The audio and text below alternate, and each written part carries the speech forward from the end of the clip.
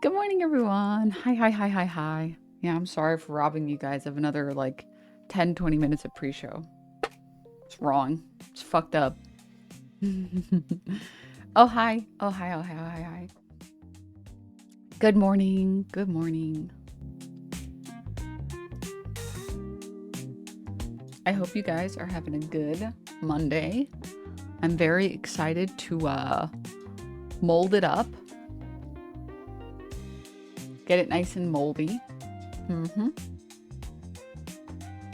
Now, for the people who did the homework,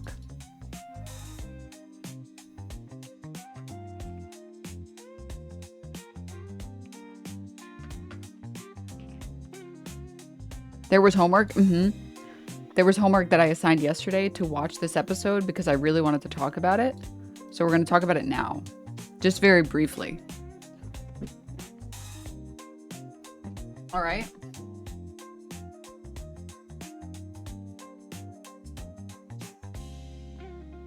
Okay. Can I just say, all right, I'll take this text off the screen once I'm done talking about it. All right. So you can mute for the 2 seconds that we're going to talk about it. Guys, for those of you who watched it,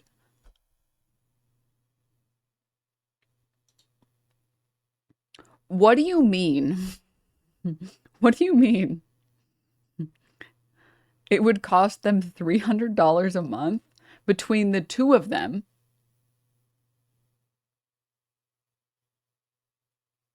And they wanted to have a kid, by the way. They were planning on having a kid, but they couldn't find an extra $300 a month between two working adults? What? What do you mean? What do you mean? They're like scraping by. They're like, oh, I don't know if honey, you might want to put the beer back. Payday isn't until Friday. And it's like, this guy works as a welder. And she works as a teacher. Between the two of them, surely they can find $300. They were trying to have a kid and they can't find $300? And he was working overtime every single day and they were still struggling to pay for an extra $300. What are they spending all their money on? I'm so confused. I don't understand. I was watching it and I was like, why did they make the number $300? Is this like some out of touch, like, Hollywood exec that was like, how much could a banana cost, Michael? $10? Because $300 was just like between, again, two working adults with full-time jobs. One of them working like a trade job, working in welding, which like, I'm not saying they make all the money in the world, but they make enough to afford an extra $300. And they're like, oh God, we can't afford the extra $300. Anyways, also, we were trying to have a kid. What?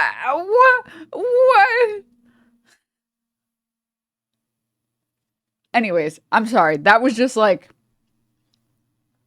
rent too damn high. Listen, they owned a house.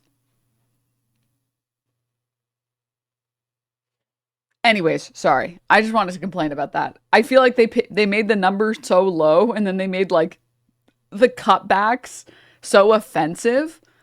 I just couldn't handle it. I couldn't handle it. It was just a little too much for me. It was a little too much for me. It was a little silly for me. I couldn't. Which sucks because the actors were all really good. Ended up costing a lot more. Yeah, but like half the episode is dedicated to the $300.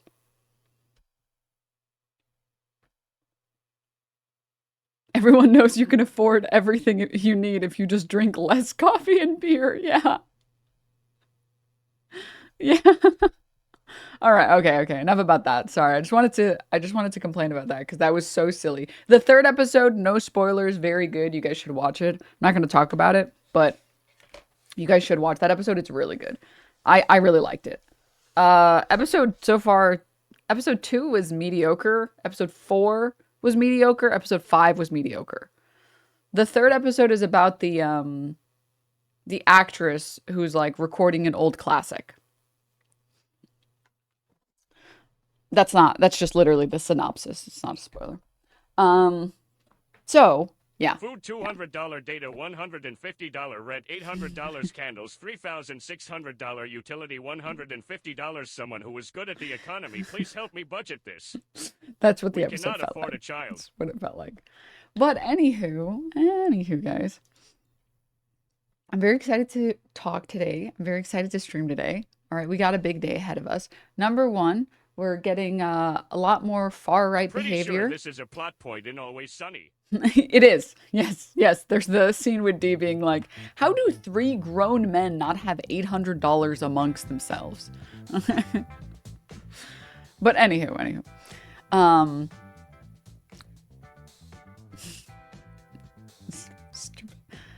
okay. We have stuff to talk about. One, Germany going far right. Woo, yeah. Deportations. Woo. Famously, nothing bad has happened in Germany when they went far right last time. So I'm sure nothing bad will happen now, right, guys? Two, we have to talk about all the tariff stuff and the fallout from the tariff stuff. And I wanted to watch potentially some mold on it. And then to cleanse the mold, I was thinking we would watch a little bit of Gary's Economics. I thought that would be a good palate cleanser. And then if we have time, we can get to the elections in Ecuador, which are also going right. Woo! Conservatives! Yeah! Woo! So, we have some stuff. We have stuff to get to. And also, well, actually, it'll be within the topic of tariffs. I didn't like episode 3. The tech they depicted was more on the magic-y side. Yeah, but I didn't mind that. I'll do a little suspending of disbelief. I'll do a little. Okay. So, shall we? Shall we? I don't know if I'm ready. Episode 2 was magic-y? Yeah, episode 2 was way more magic-y. I thought episode 2 was okay. I thought the premise was good. I just didn't like the execution. All right. And also, John Oliver has a new video on the tariffs that maybe if we have time, we'll get to. Maybe. Perhaps. All right. But first and foremost, dude, I would hate to be a major company right now under Biden. Or sorry, under Biden. Under Trump. Trump threatens new tariffs on smartphones days after exempting them.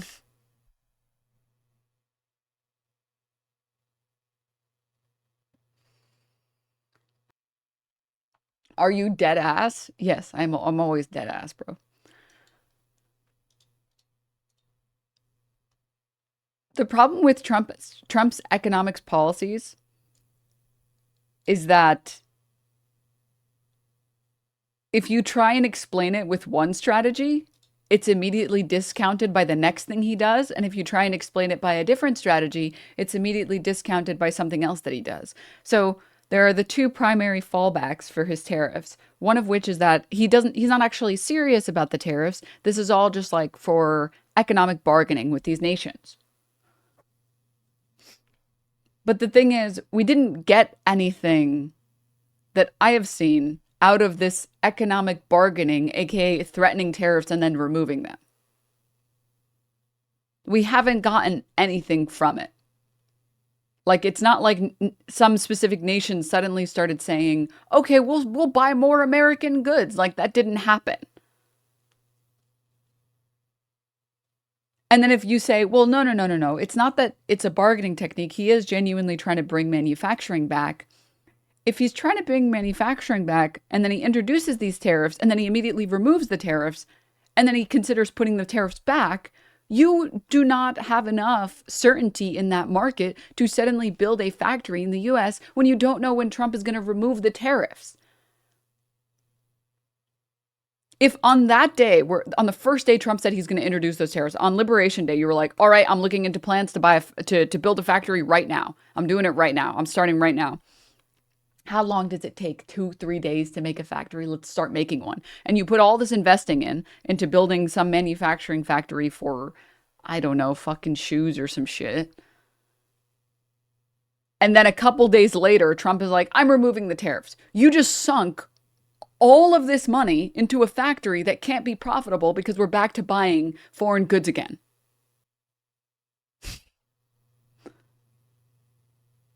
And at that point, why would you ever consider doing it in the future when you don't know if he's going to just pull the tariffs back again?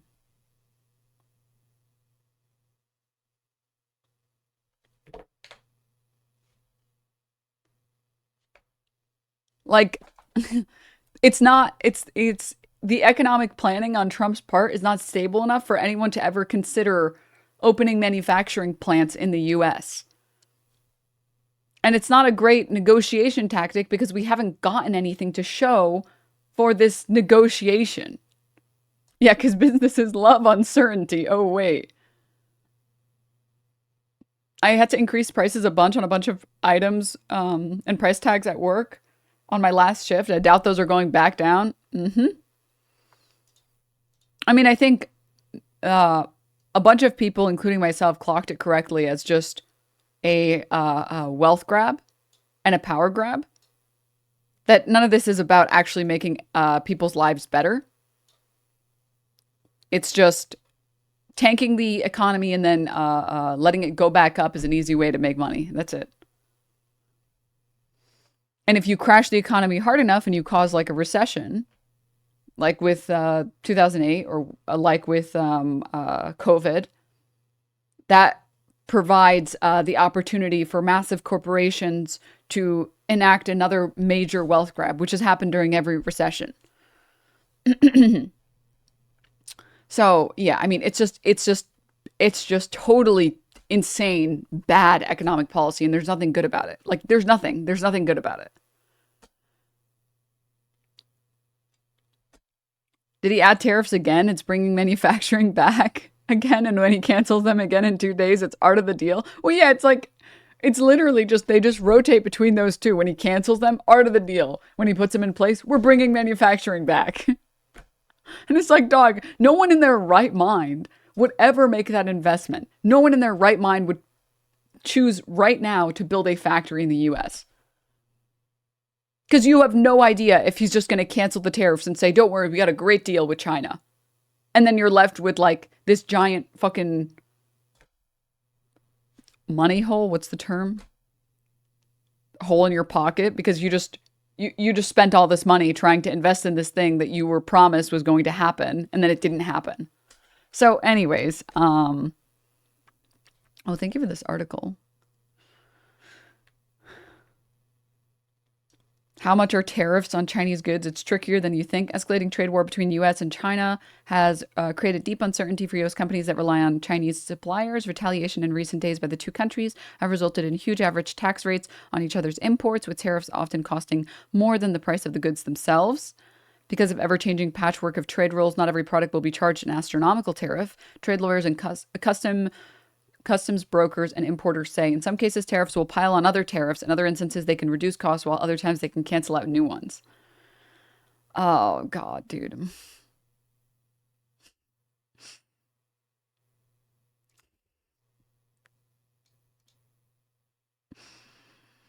Oh. And then it has like a breakdown on what these tariffs would look like from China. Syringes and needles, 245% tariffs, given the pre-2025 tariffs, and then the quote fentanyl and reciprocal tariffs. And then other things where there's nothing. Yeah. Dude, like, what is this, dude? Dude, I wish I was in business school right now so I can watch my economic professors fail to understand any of this and be like, you know what? Maybe economics is a sham. Maybe it's all fake, dude. Like, how do you look at this image that says, here's how the import duties on certain goods from China add up? And then it's smartphones with an image of a smartphone. And then it says there's a 0% base tariff and a 20% fentanyl tariff on a smartphone. How do you see this image and think this is good? We did it. We made America great again. We're good. We're doing it. Yeah. Anywho. Yep, guys, I don't know if you know this. There's actually fentanyl in your phone. Mm-hmm. Mm-hmm. This is just true. Oh, you don't believe me? Then why is it that cops hate phones? Why is it that when you take out your phone from your pocket to record them, they suddenly start having almost like an allergic reaction? Checkmate, liberal. Fucking checkmate, liberal. It makes sense, doesn't it? Mm-hmm. Mm-hmm. That's why I'm addicted to my phone. Oh, God. All right. Dude, it sucks sometimes because whenever I have to go outside, I like to turn on the radio just for like 5 minutes, put NPR on to listen. And it's always like the craziest, weirdest shit ever. I turned NPR on and then I hear like Christy Nome says that it's okay that the schools in Minnesota have lead in their water as a problem and they don't need the funding. Moving on, next story. It's like, ooh.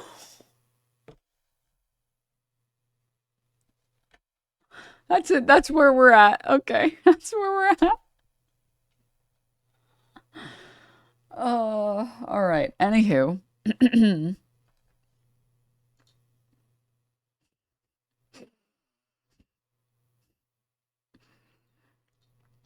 I think we can hop right into the mold, guys, okay? I think we're good to hop right into the mold. I saw a particularly moldy video in my recommended. It was a pretty offensively moldy video, which means I'm going to subject all of you to it.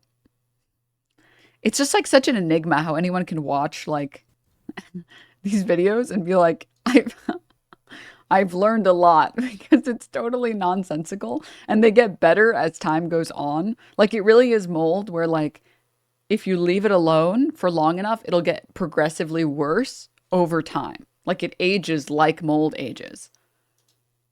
After 2 days, half the stuff that is said in this video doesn't make any sense at all within the context of Trump's new tariff policies. It's like, obviously Trump was doing this because he knows that it would be bad to do this. And then he pulls out from the other position. It's like, oh, okay, all right. Okay, Asmongold is feeding off our attention, using it to galvanize his audience, loudly making a position clear as he can guess where things are going. Every time we cover him, Hassan, anyone with decent numbers, we're carrying water for him, helping him to solidify his position by providing a foil. I completely disagree. I 100% disagree. The thing is, if you go to his YouTube page and see, he was getting like 2 million views per video. Before I was criticizing him, before Hassan was criticizing him. And I've noticed that his viewership has gone way the fuck down, especially with this tariff stuff, because he can't defend it. Like he can't defend it. This is like, I feel like this is like saying H Bomber guy shouldn't cover people like Sargon of Akkad because he's making them more relevant. It's like, totally disagree. I totally disagree. I think having people push back in a way that's meaningful, in a way that shows that there's no argument against that stuff is objectively good. Also, yeah, mold doesn't go away when you ignore it. Mold goes away when you rip it out of your house and throw it in the garbage. All right, let's watch, shall we?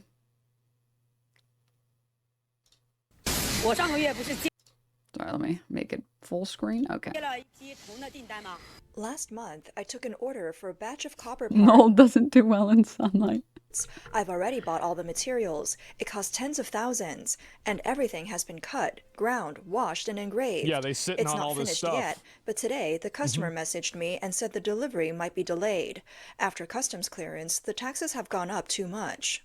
A TikToker who works as a bulk trade supplier shared in his video the huge pressure he's under after the sudden increase in U.S. tariffs. Yeah, see, they're stuck with all this shit, and like, there's no way that they're gonna be able to sell it to somebody else as fast as they were selling it to the U.S. Like, this really sucks for a lot of business owners over there. Our orders are worth over 50 million US dollars. This year, we're already booked through May 2026. See, this is the reality. There are not that many economies in the world that can support buying this many bullshit, like, boxes of shoes. There are some, but not that many. 2026. But with this 30% tariff hike, the impact on us is... And why do you think that is? It's because Americans, relative to a lot of other countries, get to experience a very high quality of life. And we can buy all these treats because we make a lot more than the average person in the rest of the world. So we can consume more cheap goods. It doesn't make this stuff necessarily garbage, although there is a lot of stuff on Temu that I would argue is garbage. But this idea that it's like, Americans are the only ones making China great. It's like, no.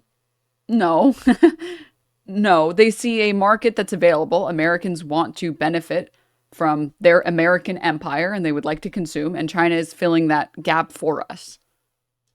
It's huge. Yeah, it's massive. If you're a small startup, it's not such a big deal because you don't ship enough to fill an entire container. But for us, it hits hard. Our profit margins in bulk trading are already razor thin. Now with a 34% tariff, it's like getting knocked to the ground. No, you're fucked. He said the only thing he can do for now is wait. His backup plan is to ship through third-party warehouses. It's like when a kitten can't get up on the couch. Houses in other countries. That's the only way forward. And that's smart, but you know Trump, like, because the thing is, that's why he got rid of that Penguin Island shit. It's because he probably knows about this exploit, and if he doesn't, they're going to figure this shit out, right? The island that only has penguins was tariffed because we don't want China to figure this shit out and exploit that island. 34%, now it's 145. Well, I think it's probably a 34% in a different way, right? I mean, he literally doesn't know that we had a 34% rate on China, and then we raised it to 145. He thinks that the 34% is a different number. He doesn't even know. He doesn't even know. For like what the total cost of goods are or something like that. So yeah, this is obviously a loophole that will be closed. It's a loophole that will be closed. This is what I mean when I say that the mold ages really well. Like, we're getting some really rich undertones here with the mold, because now, present day, Trump literally removed all of the tariffs on all of the countries, basically outside of, I think, China, and then a flat 10% on like the rest of the world. So this like loophole that we were trying to close didn't close, because that was never the goal. We're just making shit up and hoping that's what Trump was going to do. And then when he doesn't do it, it's like, well, I'm not going to address the stupid shit I just said that made no sense at all. On April 7th, the owner of a clothing factory posted a video saying the entire foreign trade apparel industry in China is filled with anxiety. Everyone doing foreign trade now is nervous. A 50% tariff is just scary. Who's going to place orders under these conditions? Nobody. That's why it's fucked up. Right? And again, like, if they're the ones trying to sell all their stuff and they're stuck holding all of this stuff, what are they going to do with the stuff? That's a big problem. Sure, some clothing businesses are still busy, but it's hard to make money anymore. US orders only make up part of our business, but there are so many clothing factories in China. If we all turn to Europe and there's no US orders, then think about it. Won't competition at home become even worse? Domestic sales are also weak this year. People just don't have money to spend. So how can this market possibly improve? This is the issue, is that nobody spends money on useless bullshit like Americans do. It's a fundamental misunderstanding of the problem with the blanket tariffs that Trump placed on every single country. The major problem is that placing tariffs on all of these countries fails to recognize all the goods that enter from China to European countries that eventually enter into the US. So it's not about one flat rate of tariffs, it's about having to deal with multiple tariffs, right? So I think it was BMW. I could be mistaken about the specific car company, but I want to say it was BMW. It's a European car manufacturer that originally they were they would send car parts here to the US where the US would put them together. And we had factories here in the US for the purpose of putting specific parts together for, I think it was BMWs. And these factories were at the brink of closing because it was Mercedes. Because the tariff of like having the good enter the country and then back out of the country and then to sell Mercedes into the US again was not reasonable. It was not reasonable at all. Which again, with China now has to have tariffs at the time of Liberation Day. China would have had to pay tariffs for they're not the ones paying, we're paying. And people aren't going to buy the goods, so they're like paying financially in the way that they can't sell as many goods. So they're selling their goods to us. We have to pay a tariff on these goods. Okay, fine. That's just talking about Chinese goods. Right? That's just talking about made in China goods. But it fails to recognize all the things that China produces 80-90% of the way, sends it to a different country like Europe, like with luxury goods, like luxury bags that are predominantly made in China with cheap Chinese labor, sent to Europe or sent to like Italy where they put a little stamp on it so that they can say made in Italy. Then that would be taxed at it's a regressive tax, so I can call it a tax, tariffed at another 10, 20, 30%. So at the time of Liberation Day, China wasn't looking at just like selling us garbage. They were looking at all of the goods that they sell and send to other countries that don't make sense to send to other countries anymore because we're tariffing those countries. So it's about the effects of the fact that China produces so many goods for so many countries. And if we're tariffing every single fucking country that has a GDP, China now has to look at all of the manufacturing for all of the countries it provides goods to. That's the problem. We are the pinnacle of spending money on useless, stupid bullshit. So if China can't take advantage of that, it's hard for them to go somewhere else. And you know what's really funny? You want to know one of the other really big countries that spends a ton of money on useless, stupid bullshit? China. Source, trust me, bro. Just trust me, bro. Don't worry about it. Ignore the fact that they heavily fund the public sector and that they make sure that there's good public transit and that there are lots of amazing, beautiful cities. Don't ignore that. You know, some of the people in China can now afford their little treats. And now they can't sell their little treats to the Chinese anymore. Just... So it's like the only other place they can go, that's them. Yeah, because now they have a bunch of money, so they're buying a bunch of bullshit too. On April 2nd, U.S. President Donald Trump announced a new round of global-based tariffs, raising rates on dozens of countries. At the time of the announcement, the actual tariff rate for China stood at 34%. 在现行适用关税税率基础上加征34%关税。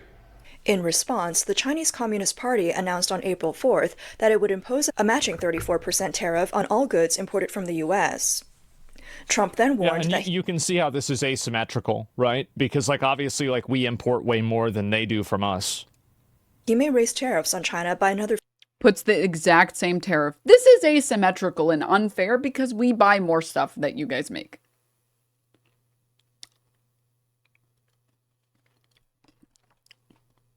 %50%. Which he the did. CCP responded by saying it's ready to fight to the end.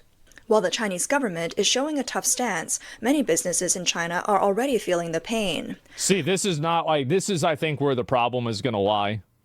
Is that like we all watched, boys, like we watched that shit from Speed, right? Like China was looking really nice. Do you think they want to go back to how it was? Dude, I'm gonna start saying fucking slurs. If you think that the reason that China is gonna stop looking nice because they have to sell less goods to Americans, you are more brain dead than anyone else I could ever have imagined existed, ever. That's not how that works. China looks nice, and it looks way better than our cities because they make sure to allocate resources to the public sectors.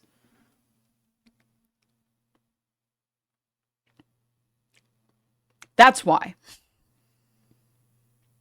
Because they make sure to give their people resources that matter. Like, huh?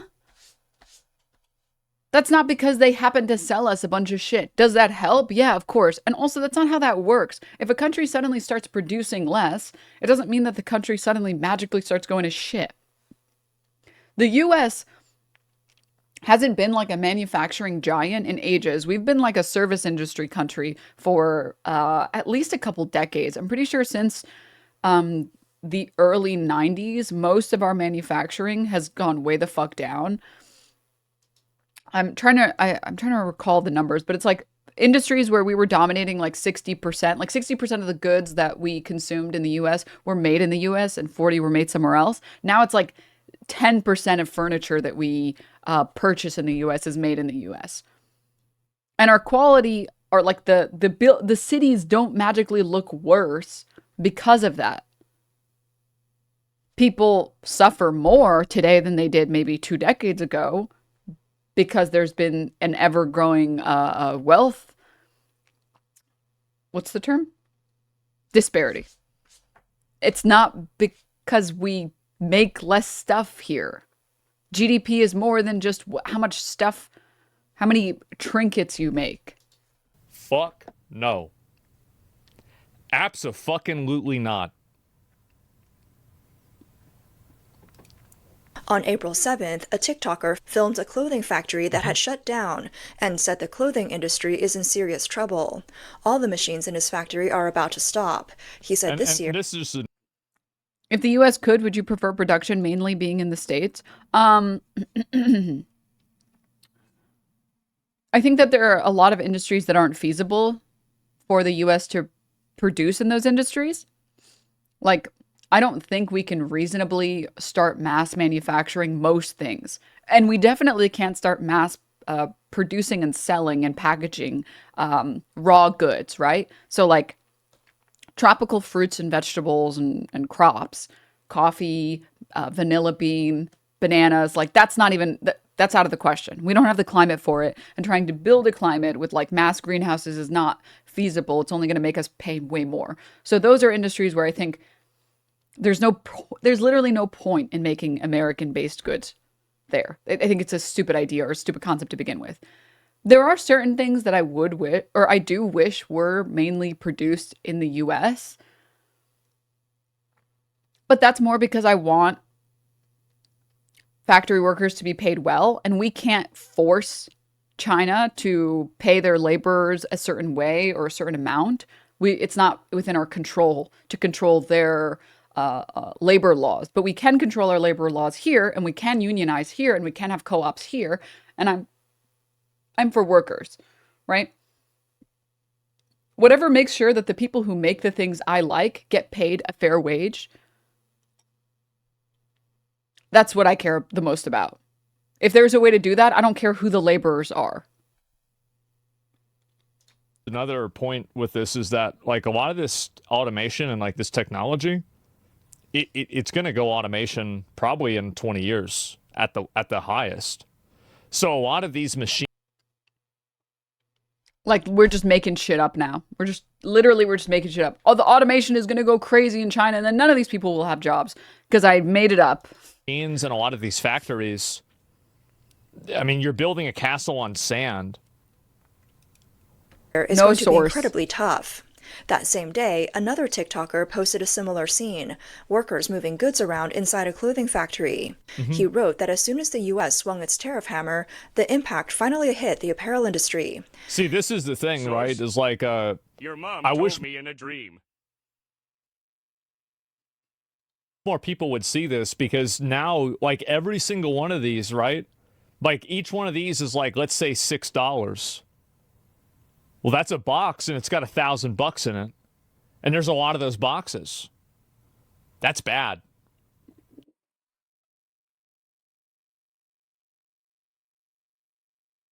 Cavemen are smarter than this. Ah! Well, you got this like box, and like a t-shirt is like, I don't know, $6, Michael, and it's like what a box of it's like $1,000, and that's a lot. There's a lot of boxes. That's bad. Like, oh my.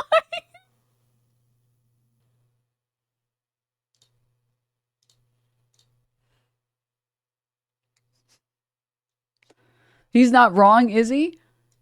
He didn't say anything to be wrong is the problem.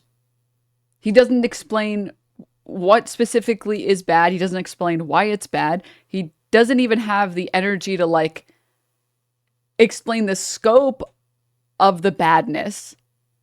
He's just saying sentences that he thinks people want to hear.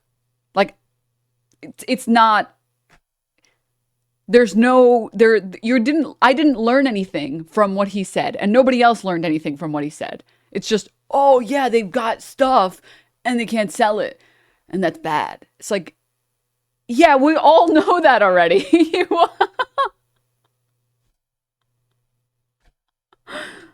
This is propaganda, not gonna lie.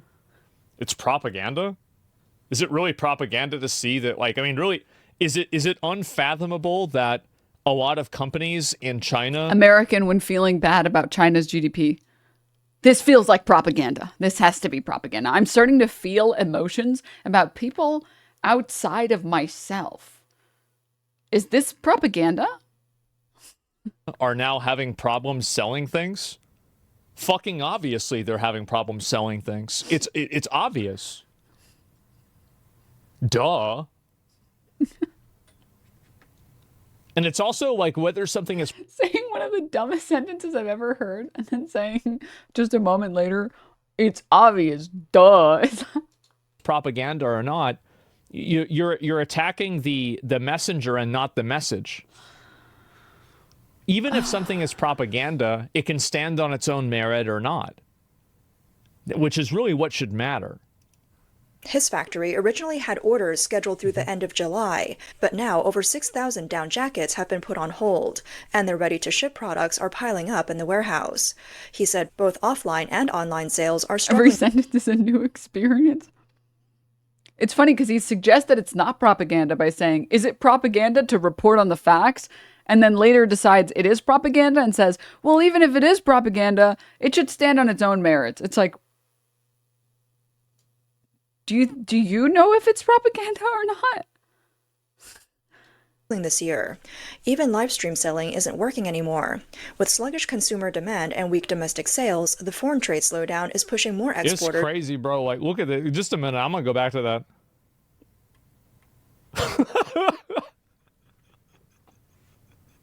Bro, what's so funny about this is that they're doing the exact same thing with this that they did with selling gold and WoW. Where it's like, okay, if we can get one account making like 1,000 gold a day, let's get 1,000 gold accounts, and then that way we make 1,000,000 gold a day. And then they totally flood the fucking market, massively drive the price of gold down. Nobody can fucking farm anything for any sort of real value. Everybody's buying gold now, and they're doing this. They're doing the exact same thing with this. That's not what's happening. What he's talking about with flooding the market with gold and WoW is explaining that a higher supply will make the product cheaper because there isn't enough demand for that good, right? And this is just like really basic demand supply, that when you have real money entering a game, things get progressively cheaper if everybody is flooding the market. But that's not what's happening here. This is just like mass advertising. Advertising is not the same as flooding the market with more supply. They're different things.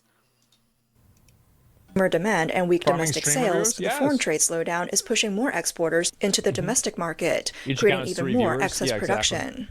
He said this year's apparel industry is like a pressure cooker that could blow at any moment. This isn't just panic, it's worse than during the pandemic. Many clothing business owners may lose everything they've built over a lifetime. People seeing potential war with China. Another TikToker showed the current situation at his factory. Because of the tariff hike, orders have been delayed or canceled. Now his packaging and printing factory doesn't even have boxes to make. All he can do now. They don't even have boxes to put the shit that they can't sell in? That's pretty bad. Yeah, that's really fucking bad. God damn.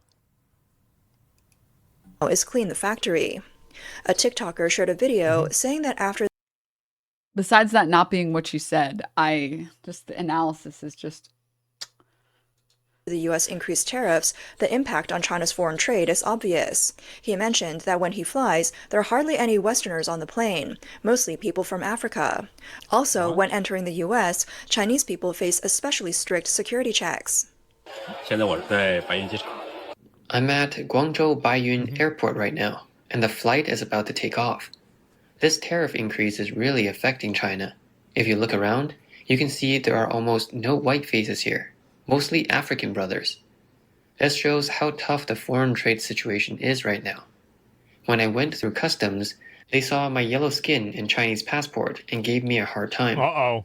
They asked about every little detail. Why I'm here, who I'm visiting, where I'm staying. By the way, I feel like this interview is a clear example, or like it should be immediately obvious to you that this video is made for liberals. How long I'll be, and what business I'm doing. Traveling abroad is already hard, and now people like me in foreign trade have to... I think that's weird, by the way.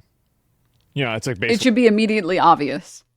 Because, like, it's very big on, oh, China's going to be really hurt by this. China's really suffering. Here are all these Chinese manufacturers that are really suffering. And then this part is, like, to pull at the liberal heartstrings. Be like, oh, look, racism. Can you believe it? So that liberals can feel better about themselves. I'm glad you remembered to pretend not to be racist for a second. But yeah. Face Trump's 54% tariff hike and random checks.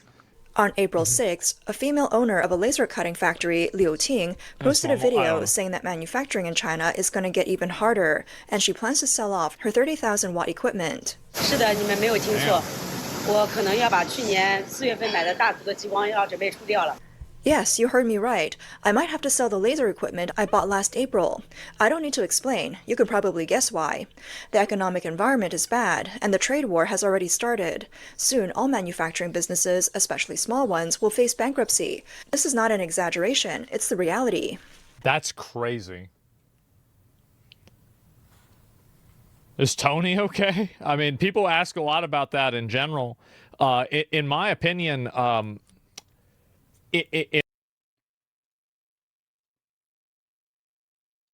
not a fan of Asmund, but aren't you doing the same thing that he's doing to this video? Just repeating what he's saying and saying how dumb he is? And you're both reacting to someone else's content.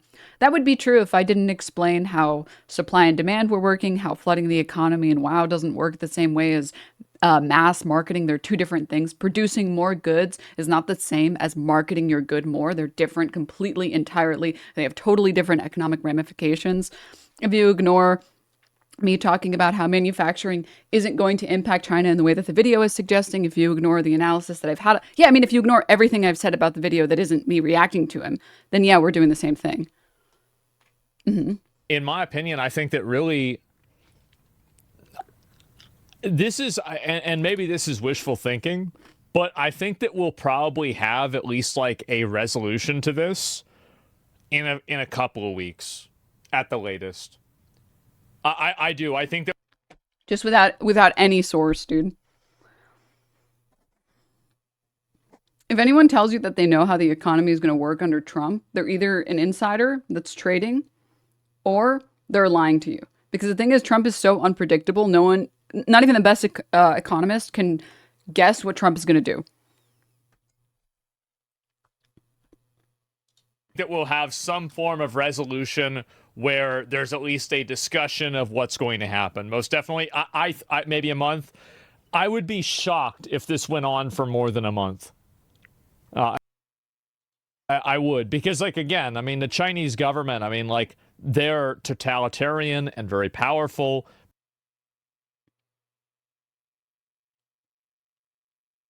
But at the end of the day, if you completely lose...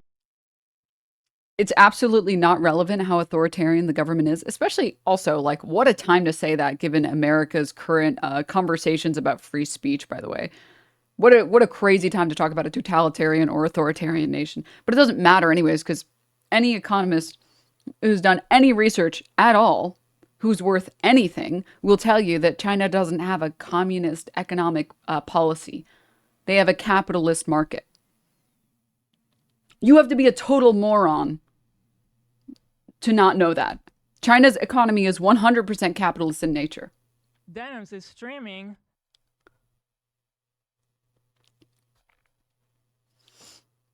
Naomi, thank you for the 5 gift subs. Lose the people and everybody there hates you. This is not good for them. They don't want that to happen. Even if they...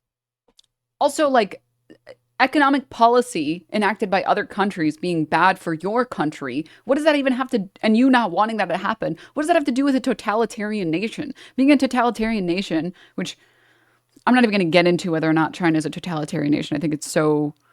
It's such a ridiculous tangent. But even if you believe that, let's just say that they're totally totalitarian in every way, economic, social policy, every single way.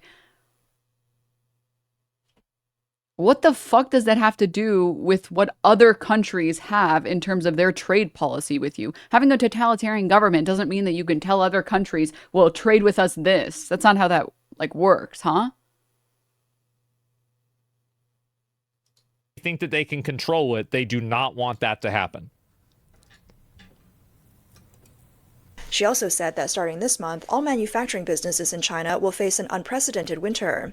More and more companies will go bankrupt, lay off workers, and downsize. Many manufacturing owners will end up with insufficient funds and will not survive. But this is only because most Chinese manufacturing is most likely going to go overseas. Well, to other countries like Vietnam. Because Trump doesn't have this huge anti-Vietnam position. And Americans in general, the only understanding that we have on Vietnam is like, we were in a war, right? And that's it.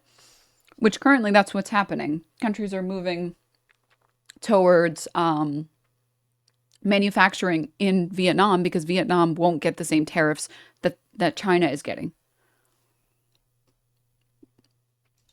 Cases in banks, law firms, and courts will pile up. The TikToker estimates that all manufacturing business owners are currently in an anxious, confused, and helpless state. There's a lot of other, I mean, and also keep in mind that, like, what she's saying about this in China, there are people in the United States that feel the same way because part of their supply chain comes from China.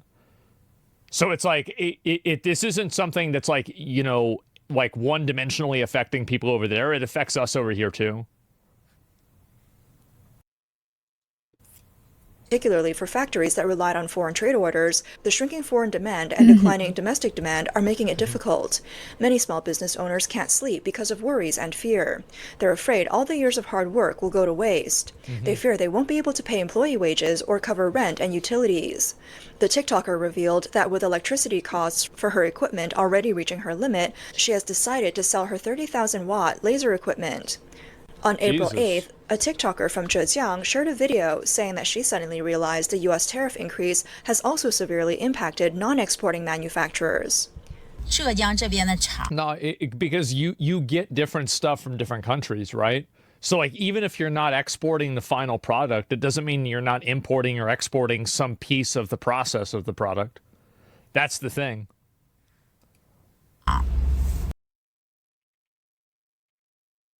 Also severely impacted non-exporting manufacturers. No, because you get different stuff from different countries, right?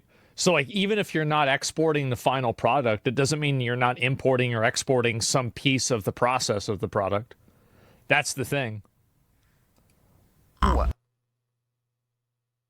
does that have to do with what the lady was saying? That's just okay. How big of an impact has the tariff increase had on local factories in Zhejiang? I run a small factory and don't deal with foreign trade, so I'm not sure how much it would affect me.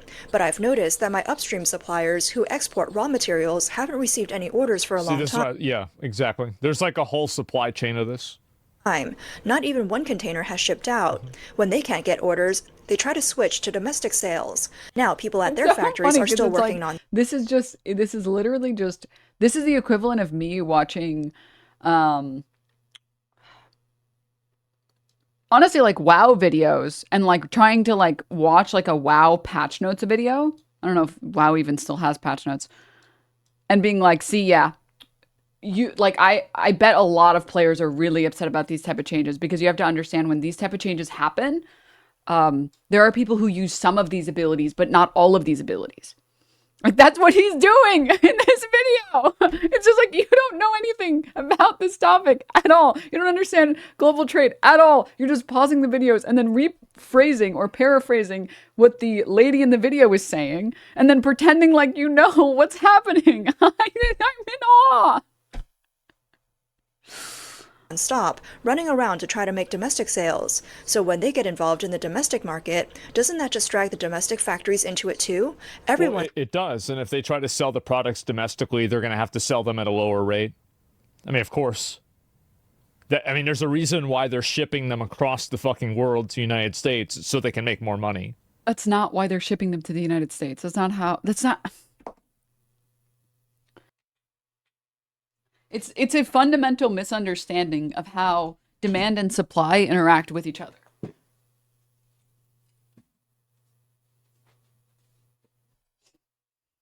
Supply goes up because demand exists.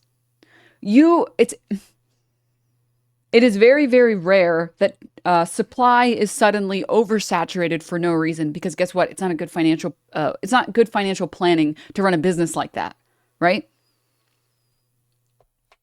You don't decide, you know what? I'm going to make a giant factory for 5,000 cups of lemonade a day, and I'm sure people will start buying it.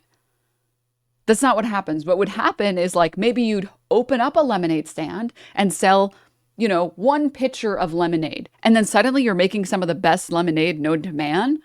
And you're getting a lot more people and you're running out of lemonade. So you up how much lemonade you're making and so on. And the next day and the next day and the next day. And then Trump shows up and he's like, you're making way too much money off this lemonade and you're ruining it for everybody else. Everyone else has to pay triple the price for this lemonade. And you're like, oh, fuck, I don't know what to do with all this spare lemonade. You didn't magically one day decide to open a giant factory that mass produces textiles. It's that there was a lot of demand and you scaled and grew because of the scaled demand until... But does that lemonade stand have grates? No. Until eventually you were supplying enough that was feasible, reasonable to manage, that was scalable at a rate that you could manage, and that met the demand that was already there. Yeah, absolutely. It's much lower? Yeah, exactly. Supply and demand? Yeah, buying up Chinese business infrastructures must be booming. Maybe. I don't know if it's going to happen. Why should we care about these Chinese bills when Americans can't pay their own bills? Well, what I'm saying... Average American. I don't understand why I should ever care about anything else ever other than me. ...is that, like, the effects of these tariffs will... I think that they will I think that they will negatively affect China more than they negatively affect us. Because they're the... Based on what? ...ones that are selling. Like, it will negatively affect the... And why does that make it worse for them? U.S., but I think that it will do it more to China. And doesn't mean you should do it, right? I mean, like, as I said, I really hope they resolve this. Why? This is what I mean when I say it's just opinions based on what was said in the video.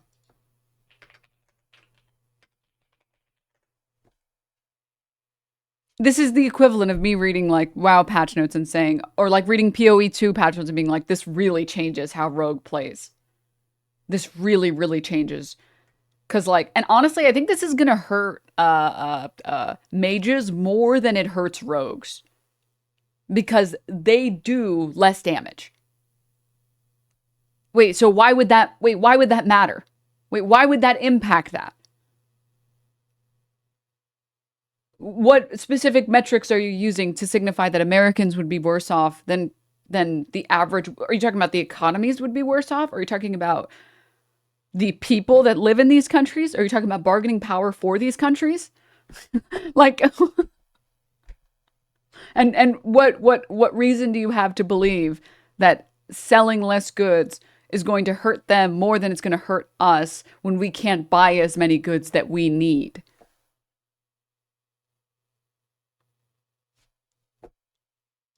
It's like I feel like this entire issue, I think it's just it's a bullshit issue in a big way, right? Because you have we've got a good thing going here, right? Like we've got a lot of everything's going really well. Our economy is doing really well. China's economy is doing really well. Everything's fucking fine. So just stop stealing shit and make a few concessions and everything. What is China stealing that they need to stop stealing? What concessions specifically? What specific concessions should China make? I just want to know one concession that China needs to make. They steal our IP, but we 100% have let them do that for decades so we could get cheap labor. That was the trade-off. That's always been the trade-off. It's the same thing with like the fact that DeepSeek is heavily based off of like OpenAI. The trade-off is that they can make it faster, cheaper, and better, so it makes sense for them to take our IP. And we are okay with it, and we let it slide, because it means all of us get to benefit from that. That's the trade-off. There's a reason that we've never called them on it before, and it's because everybody is better off. Xi taking Trump on a date is the concession.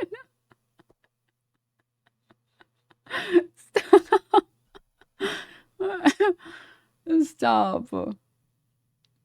Again, I think, seriously, also, why do we care? How does it even affect us negatively at all? Yeah. I mean, again, the tech bros aren't okay with that. Luckily, tech bro opinions don't matter at all, so. And what are they going to do about it? Like, don't do that to me. Stop stealing my AI that I stole based off everybody else's information. All right, get shoved in a locker, I guess. Like, we don't care about what fucking tech bro losers have to say on this, okay? Come on. They're gonna make a tweet on the Everything app, okay? Oh, I'm so scared.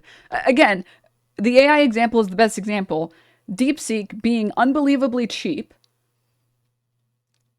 being better than OpenAI, being open source, I believe is the term there, so it's more accessible, is simply better for AI.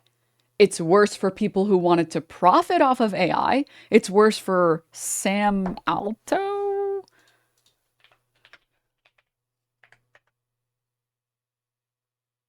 No, what's his name? Altman, is that his name?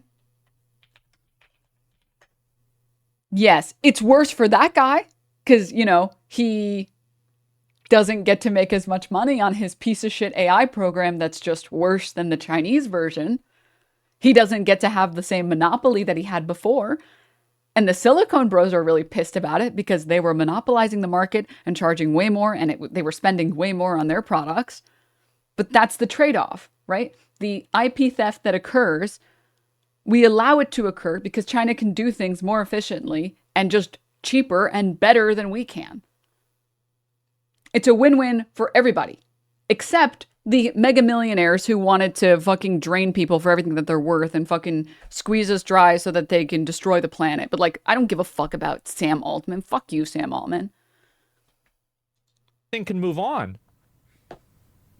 If that's unreasonable, then I feel like we need to have a conversation about this. Is getting caught in the spiral, and in the end, we'll all collapse together. The impact is really huge, and some people probably haven't realized it yet. But now we're going broke as a nation? Yeah, but we're going broke as a nation not because of IP theft on behalf of China. We're going broke as a nation because all of the money is going into people like Elon Musk's pockets. We're going broke as a nation because millionaires and billionaires are hoarding all of the wealth in our country and Americans are getting fucking ripped off. Whether it's the impact on their foreign trade or on our factories that don't deal with foreign trade, it's all very significant. On April 7th, a TikToker from Foshan visited a newly built factory district and recorded footage of the vacant and neglected factory buildings. He said, "Look at these factories that were just built last year. Now I can't even find a single person. There are no cars or people on the road. Some of these factories are single-story and others have multiple floors." It's like a fucking economic rapture. Really? Like, I mean, for this to happen that fast? Apparently you don't understand trickle-down economics. I understand the economics of trickling on Reagan's grave. I understand those. Holy shit. They're committing actual slavery beyond their own Chinese workers. They pretty much run the entire bottom line of the cobalt pipeline, which is legit actual slavery. Yeah, and the thing is that... Just reads a chat message. Yeah. China is committing actual slavery. This chatter said so. If they were doing slavery, if every single product that Americans or anyone else consumed was because China was enslaving its people, the US wouldn't exist anymore. They would have nuked us at this point.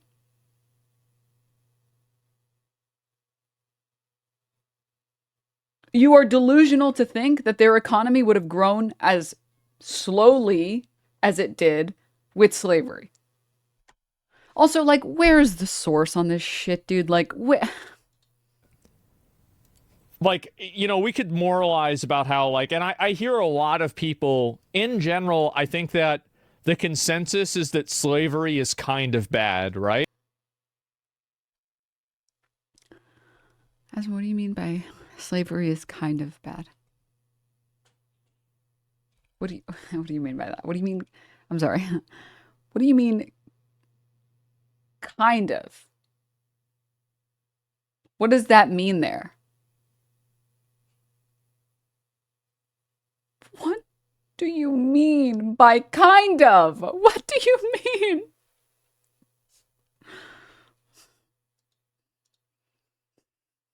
You're missing the joke, Denim. Not defending him, but he's joking. What's the punchline of the joke?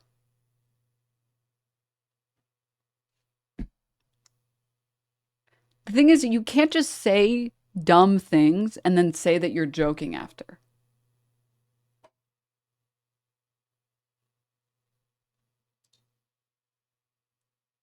It's obvious that it's bad. That's not a joke.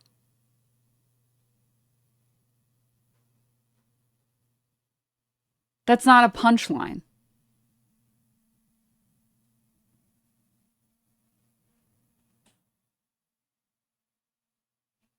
There's no punchline there. That's just you saying something and then claiming that it's a joke because. When I was younger, I used to pretend to be stupid as a joke until I realized that people just thought I was stupid all the time.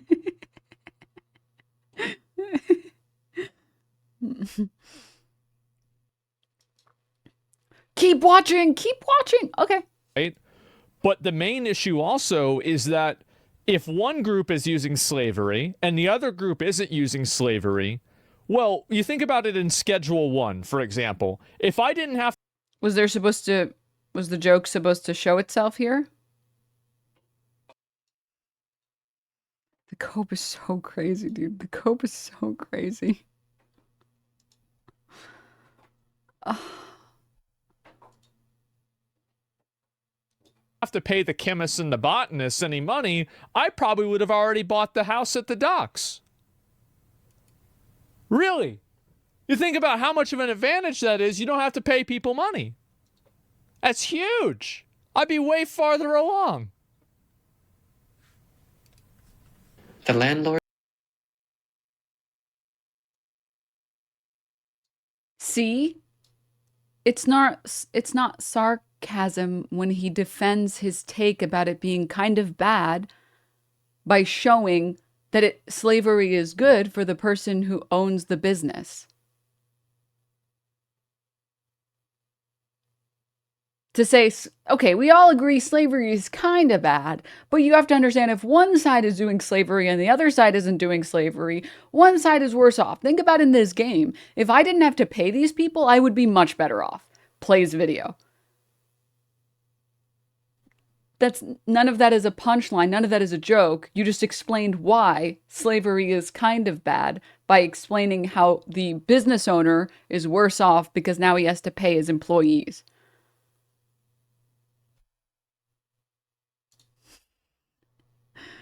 Guys, we'd make more profit if we didn't pay people. It's dumb. I don't like it. I don't think it's good, but he's being sarcastic. Do you know what sarcasm is? I don't want to bully you, chatter, but like, that's not what sarcasm is. Sarcasm would be saying slavery is good because I get to make more money and buy more things if I have slaves. That's sarcasm. Sarcasm is saying something that sounds insane, explaining why it benefits you in a, usually funny tone, because that sounds absurd. Sarcasm is not saying a sentence that makes complete sense within that person's universe and then saying later it's sarcasm and a joke. That's not what, it's just fundamentally, that's not what the word sarcasm is. That's not what sarcasm is defined as. That's also, oh my God, dude. I think I got like really blessed because I had an English teacher who, I'm not even joking, we spent like 3 months on irony. And my professor, he had like an autism pet peeve. Like it was his hyperfixation that he made sure that not a single student of his ever used the word irony incorrectly. And it was like actually a massive pet peeve of his. That a lot of people would be like, I went to the store for bananas and there were no bananas. Isn't that ironic? And it's like, that's not what irony is. That's not what irony is. So as a general rule, Chad, I implore all of you to follow my footsteps and don't use the term irony ever to describe anything ever unless you're 1,000,000,000% sure, because you're probably using it wrong. You're probably using it wrong. Sarcasm is saying one thing, but then meaning the opposite. Yeah, that's not what he did in the video. Again, it's not sarcasm. It's not a joke. That he was just speaking genuinely. Nothing in that was a joke or sarcasm or irony. None of it was.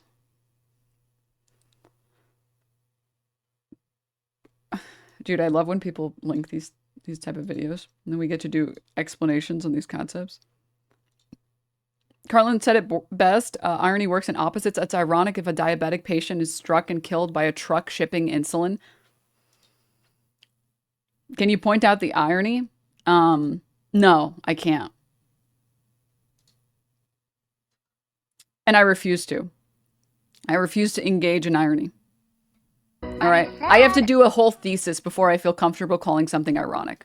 And I quote, yes, they're in the mail. That means the jet cars are in the mail. No, see, he was just saying that because it isn't true. So he was lying? No, he was using sarcasm. He said the opposite to make it funny. Ha ha. That wasn't funny. Knock-knock jokes. Knock-knock jokes are funny. Yeah, knock-knock jokes are hilarious. That's what I'm saying. No, I was being sarcastic. Thank you for this. If he was being sarcastic, that would mean that what he's actually saying is slavery is good, dude. Which is obviously not what he's saying, right? Because he said slavery is kind of bad. Okay, I'm not going to get into this anymore. Let's go back. Spent nearly 1 billion yuan to build. What is this? Wait. Does anybody, while I'm talking about music, does anybody here like Alanis Morissette? Many people were saying Alanis Morissette, so I'm watching this because I've never seen this. Yes. Don't slag Alanis. She speaks for the voice of disaffected woman. she's a moaning cow. She is. I know, even people who like Alanis Morissette have to admit she's a whinging bint. Honestly, it's not fair. Oh, you moaning This is so British. cow, Jesus. No wonder he left you. God's sake. Remember that song, Ironic? Remember that one? Isn't it ironic? No, it's not. Ask me another. No. She kept naming all these things in the song that were supposed Sorry, to... Irish. Sorry to the Irish people in chat. I'm sorry. You're right. It is Irish. Sorry. That's my bad. Ignorant American. I apologize. be ironic, and none of them were. They were all just unfortunate. Song should have been called Unfortunate. That's what I reckon. The only ironic thing about that song is that it's called Ironic and it's written by a woman who doesn't know what irony is. That's quite ironic when you think about it. She should have called the song Taw. That would have been a good name. I don't know how you'd spell it, but it would have been a good name. Here's Alanis Morissette with her new single, Taw. Taken from the album, That would work. Because you look at some of the lyrics, like a traffic jam when you're already late. That's not ironic, that's just a pain in the hole, that's what that is. When was the last time you were late for something, got stuck in a traffic jam and thought, ooh, look at the irony on this, eh? Here's irony for you. I tell you, I was in a fierce ironic traffic jam the other day, I'm not sure. Oh, the irony was 90. No, there's nothing ironic about being stuck in a traffic jam when you're late for something. Oh, unless you're a town planner. If you were a town planner and you were late for a seminar of town planners at which you were giving a talk on how you solve the problem of traffic congestion in your area, couldn't get to it because you got stuck in a traffic jam, that'd be well ironic, wouldn't it? Lads, I'm sorry I missed it. Is this your professor? No, my professor was not Irish, okay? My professor was not Irish. But yeah, whenever you're using irony, you're using it wrong is the shortest version of it. And I am now aware, and I am not foolish enough to call things ironic anymore. These. All right, back to the Just video. a few years ago, these beautiful buildings were all leased out by middlemen. You had He to was Chinese, wasn't he? Huh? No, he was Mexican. wait in line to rent a factory space. But now, there isn't a single customer coming to view the space. The new factory buildings behind me haven't even been renovated yet because the landlords are afraid of spending money if no one rents them. Do you think this could get a hand to the CCP would go in? But again, this isn't because necessarily that the tariffs have caused all of these goods to drop in supply overnight, or sorry, demand overnight. It's that there is too much uncertainty, and uncertainty is bad for markets. That's it. It's way more simple. It's way more simple. It's that uncertainty is bad. You're not gonna, like, if you know tomorrow Ford is coming out with like a new patch for all their cars that's supposed to make it go really fast, and also Tesla, and also every single other car company, that's not the time that you would necessarily go out and buy a new car. You're like, oh, well, wait, cars might become really expensive or really cheap very soon. I'll just stick with my current car and see how this plays out, and then I'll look into it. To invade Taiwan to save face? I was just thinking, what is this fake ass video? I mean, this video is like, I'm sorry, maybe I'm just like too woke or what, but immediately off of watching this, I can tell that this is like liberal propaganda, like neo-lib propaganda. China Observer Asman is watching is one of the multiple YouTube channels operated by Vision, Times, Falun Gong, affiliated news org by ultra-conservative religious.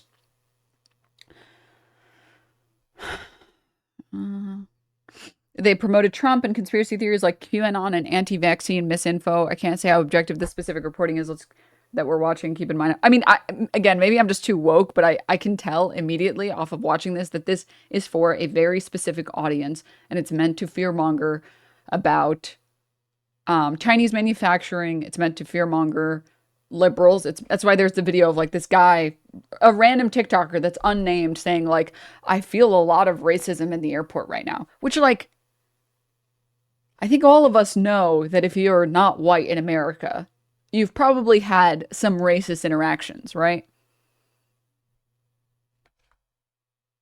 Especially like, I don't want to get too deep into it, but you get what I'm talking about.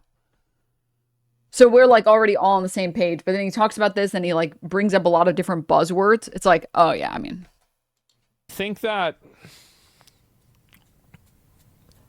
every country is like, there's a lot of international trade that happens.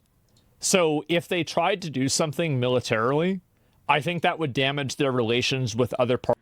China doesn't have an interest in doing something militarily right now. Maybe in like the nearish future, but not right now. It also, they're not going to do that. Sorry, the reason that they wouldn't engage in military actions is because military actions are always widely unpopular with people. They would much rather obtain their goals through financial power or soft power than with the military. Partners as well. Because like right now, they can probably still sell a lot of their products to other countries besides America. And it's not like they only export to America, although America is a big part of their exports. But if they're like embroiled in a war and, you know, they lose the like international support and then other countries don't want to trade with them either, like kind of like what's happened with Russia, this will be... Russia has a very different economy than China. Worlds do not rely so heavily on Russia for manufacturing. The EU relied heavily on Russia for natural gases, and that's about it. So sanctioning them is a lot easier. Not to mention the fact that like the history between Ukraine and Russia is very different from the history between Taiwan and China, and primarily because of their relation to NATO and the EU. The EU doesn't have any particular ties to Taiwan, and they're not embroiled with NATO in the same way that there is a power struggle and a power dynamic between Western European countries, Eastern European countries, and how those play into things like NATO. They're not analogous at all, so comparing them, it's like apples and oranges. You just can't compare them. You can't at all. Very bad for them. And so, like, I think ego only goes so far. With the manufacturing industry in decline, every industry is struggling. He recalled that some Chinese companies moved to Southeast Asia to avoid the US-China trade war a few years ago. Now, this new wave of tariffs is a heavy blow to those companies because some countries have even higher tariffs than China. To explain it a little bit better, really quickly, with regard to the differences between China and Taiwan and Ukraine and Russia.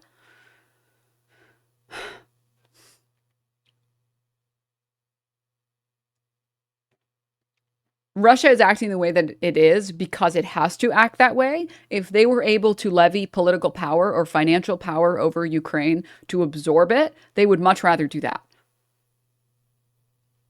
They would way prefer to do that. They're applying military force because it is the only way that they can apply force.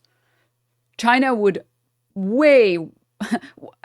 China, as one of the economic superpowers right now, has no interest in using its military forces. Is it possible? Of course, yeah. Of course it's possible. Is it probable? Hard to say. It's hard to say. If anything, I would say that America's very anti-China policy would make it very easy right now for China to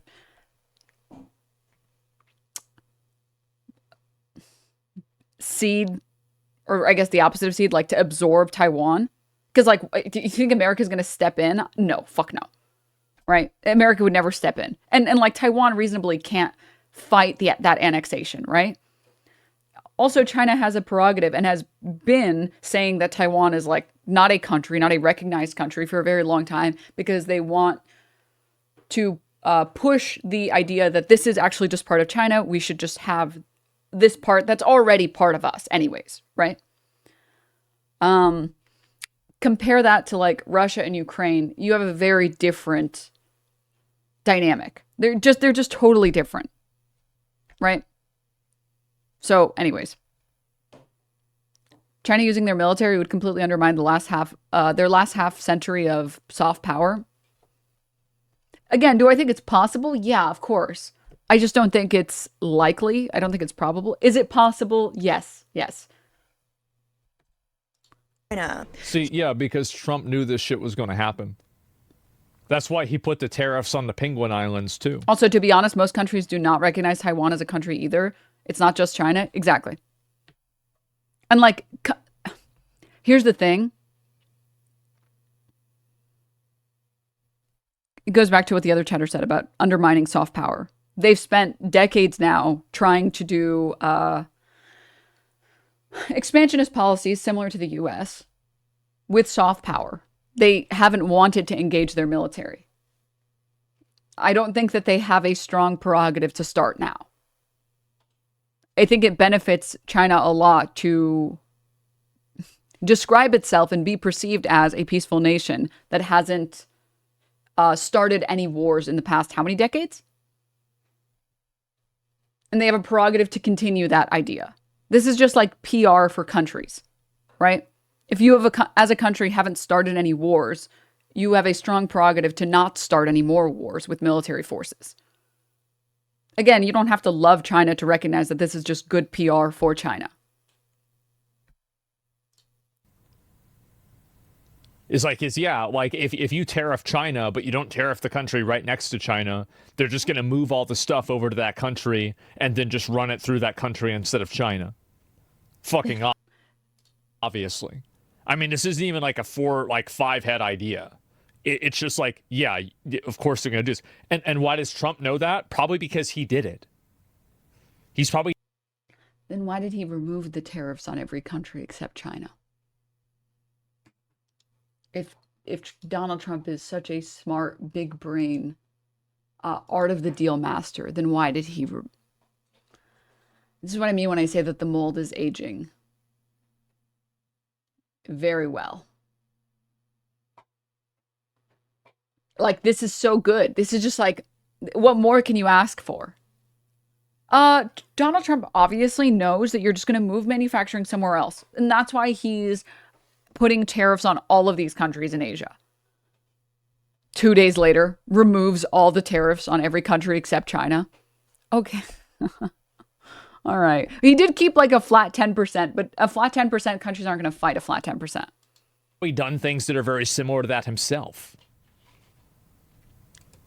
He questioned where these companies should go next, stay in Southeast Asia, move back to China, or shift to Africa. Why do you support IP rights? Don't you think they're monopolized by giant corporations? I do think that IP rights are something that probably should be reevaluated, but I think that's something that we should choose to do ourselves rather than have that agency taken away from us by China. This is my favorite part of the mold. Where like he has to address that his chat is asking about, wait a minute, isn't like IP bad and it favors major corporations? But he also has to appeal to Donald Trump's rhetoric that we're trying to get a good deal and get some concessions around here. But the only thing he can think of when it comes to concessions is IP. So he has to use that as an example. He wants to have his cake and eat it too. So he wants to defend that Americans should have IP rights. American corporations, mega billion-dollar corporations should have IP rights. But also, IP rights are bad. But we should do it on our terms. But we're already doing it on our terms. The thing is, engaging with trade with China to begin with, knowing the IP theft that occurs, is doing it on our terms. We're agreeing. We're saying, yeah, we're okay with this. We're okay with this trade-off. Bro, what is she doing?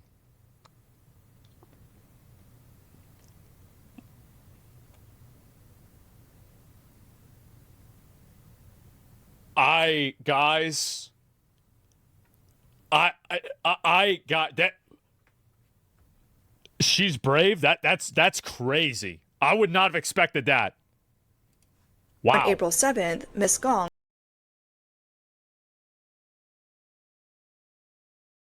I love that Americans advertise their stupidity the way that they do. Can you believe she's wearing a Winnie the Pooh shirt? She's so brave. Did I mention I don't know anything about China? I've just been told my whole life that it's an authoritarian shithole. Anyways, I'm proud of being a stupid dumb fuck that thinks that President Xi will kill you if you have any Winnie the Pooh merch.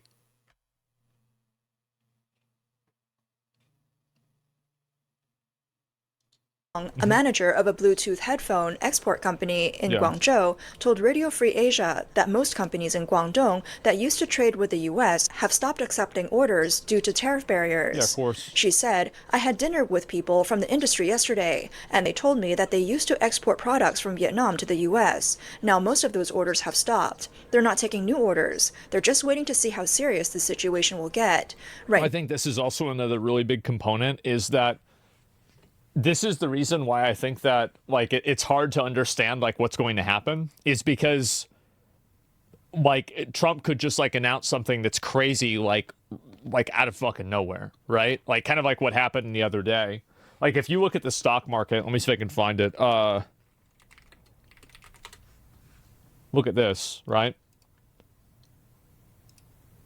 So like it's already it went down massively, then it went back up, it went down yesterday, now it's back up today, and so it's like kind of it's getting close to like it's recovered by about 50%, so it's still down by I don't know like 1 or 2% or so, and so yeah, it's kind of just holding. Yeah, we'll have to see what happens, right? But I think that as soon as sorry, you guys can't see. I didn't realize my camera was in the way. But yeah, you guys can see that people just don't want to invest and put money into something that's uncertain. And I think that as soon as like things become more certain, you'll probably see a lot of that money come back in. Now, we know that foreign trade companies in Guangzhou and Guangdong are temporarily not accepting orders. Ms. Gong also mentioned that a Hong Kong company near her... I like how the majority of this video has been talking about how these tariffs are ruining China's economy. And nobody, literally nobody,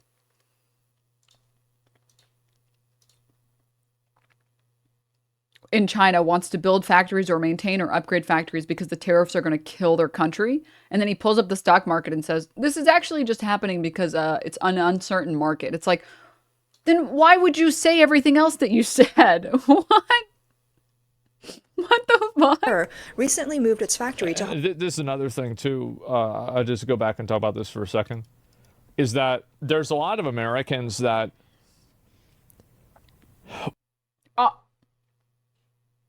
I didn't mean to do that. Just to go back and talk about this for a second, is that there's a lot of Americans that, like, Americans don't want to have to compete against markets that are employing people like this for way lower than American wages. And I think that what that does is it makes it to where Americans can't compete in a lot of industries. And so if you have countries that are, like, doing this, like, Americans don't want to have to do this. Yeah, Americans don't care about that? No, I think that they don't care. They don't care about the fact that the Chinese people are being exploited. They do not give a fuck about this at all. But what they do care about is the fact that they're being exploited at the expense of their jobs. And so, like, where somebody could have had a job.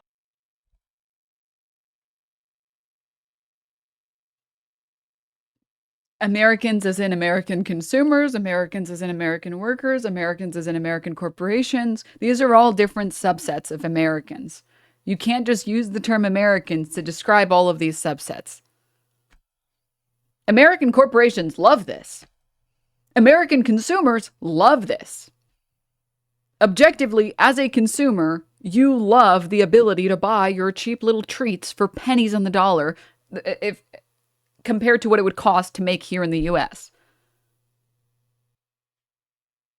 Americans don't give a shit about exploitation of labor even within its own borders. How the fuck do you think they care about outside of their borders?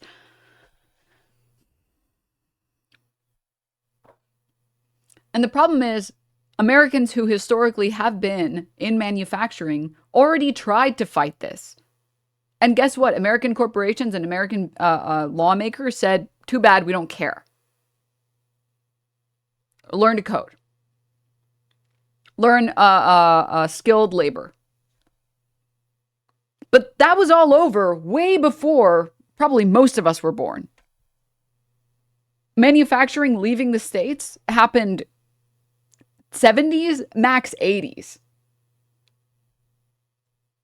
Like, we're talking about a group of people that isn't even around anymore, working the same labor jobs, and they haven't been for forever. So you're just making a point about literally no one. Working in some factory in America and paid more money, and this is what happened 50 years ago. Now it's no longer the case. And so all of those jobs have been shipped overseas. The wages for those jobs are like 1/20th of what they were. And the people that basically gain the difference in that profit are the people that are the executive leadership and the investment class of that company. So, like, you have a bunch of Americans who have effectively had their jobs, cut out from under them. And so there are a lot of these jobs like this, for example, like all jobs like this are to some degree skilled labor, but like this is a very different type of like skilled labor than, let's say, like doing something with like a 4-year college degree, right? And so what happens is that being able to learn how to do this is probably easier than being a nuclear He's not so close, guys. He's not. Power plant engineer, naturally, right? And I'm not trying to be. This is like a common right-wing strategy. It's to take left-wing popular opinions, seeing that like people like Bernie Sanders are on the rise because they care about the American populace, and pretending like those belief systems are at all congruent with voting for a Republican. Be, derogatory or anything, but like, let's just be honest here. And so that's why they can literally have kids doing this. Like if you can have a 9-year-old doing a job, the job's not that complicated, okay? And so anyway, that being said, all these people that maybe can't get like a, advanced degree for whatever reason, big fucking surprise, now they don't have a job. And so that's, I think, the big issue. And I think this is the reason why people have so much animosity and hostility towards like CEOs and stuff. It's because basically profits have gone up despite all of this offshoring and despite all of this job displacement. But all of those profits and all of those gains have been enjoyed by, this is like a Bernie Sanders speech. They've been enjoyed by the top 1%. And this has been a continuous problem for years now. And look, it's literally adopting popular left-wing positions and pretending like they match at all with what Trump is trying to do, as if Trump isn't actively trying to have yet another major wealth transfer with these tariffs. And I think that's why people are really, really frustrated. It's because they see the stock market go up, like 4,000 points, like from like before COVID to now. It's gone up by this massive amount. And then you ask yourself, like, is my life any better? No, everything just costs twice as much. And are you making... And it's so crazy, too, because he'll quote Bernie Sanders and people in his chat will be like, so true. Yeah, the rich people. Yeah. And then when you suggest like left-wing politicians that want to tax billionaires, they're like, I'm not voting for an elitist liberal who wants to make the schools woke and wants to hurt my jobs. It's like,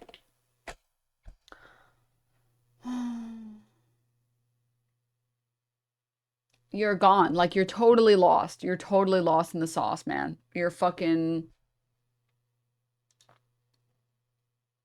gone. Actually, Winnie the Pooh is heavily censored in China. Classic liberal lies. No, seriously, it's heavily censored. You can confirm this with a quick Google search. Unfortunately, Denims just believes everything Baldy says is a lie. Well, that's because it is. I mean, here's a quick Google search. Beginning in 2017, government of China has been censoring imagery of the anthropomorphic teddy bear Winnie the Pooh, particularly Disney's version of the character. Censorship is believed to be a result of the General Secretary of the Chinese Communist Party, Xi Jinping, being compared to the character in internet memes, which the Chinese Communist Party perceived as disrespectful mockery. Despite the censorship, there's no ban on books or toys depicting Winnie the Pooh. 2 Winnie the Pooh themed rides operate in Shanghai Disneyland.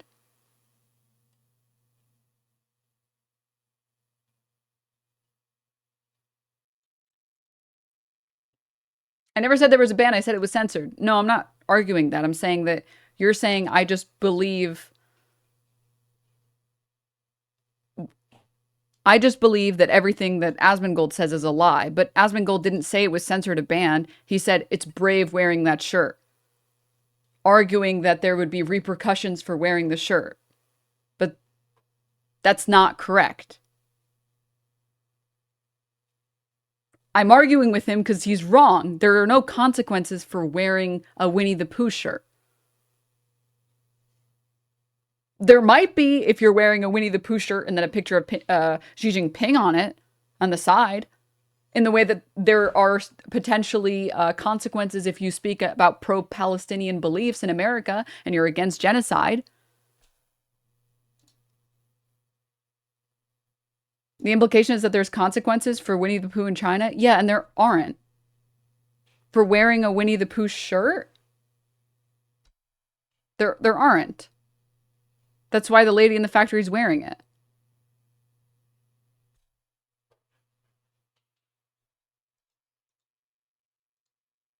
I almost got sucker punched for wearing anti-George W. Bush shirt the other day. Dude, Americans freak out if you try and wear, like... I remember seeing that one post of, like, the Garfield 9/11 Towers shirt, and someone got really pissed about it. Stop focusing on the go damn shirt. It's not about the shirt. It's about poo. Wait. I'm not focused on the shirt. I'm focused on you claiming that... Sorry, where is it? Denims just believes everything Baldy says is a lie. You don't think this is disrespectful at all? You don't think this is rude or mean? You're arguing that my positions aren't based in reality, that I'm just holding the positions that are opposite to me, and that's why I think that. But he didn't say anything about banning or censorship. That's all I argued against with him. I said, like, it's brave to wear this shirt. That's not accurate.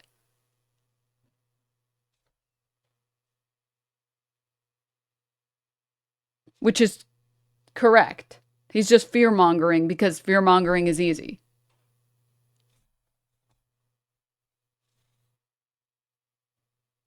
You keep bringing it back to this, about the censorship in China. I never claimed that there wasn't censorship. We're not talking about that. We're talking about you saying I only believe whatever Asmongold doesn't believe. That's what we're talking about. Address that point. In case you want the Garfield shirt, I don't even know if I can show the Garfield shirt on stream. My first Mold Monday and my name is up there. I'm sorry, Suga. There's been one instance of this happening, but it was Chinese gamers that got upset. Taiwanese horror game Devotion vanishes from Steam after angry Chinese gamers find Winnie the Pooh meme by its developers after it drew the ire, including a meme that mocked Chinese President Xi Jinping. Meme angered gamers enough that they left thousands of thumbs down reviews on Steam for Devotion, forcing developers to apologize, as spotted earlier by Polygon. Is the meme in here? Is this it? I can't even find it. Is it this? I don't even... Well, whatever it is.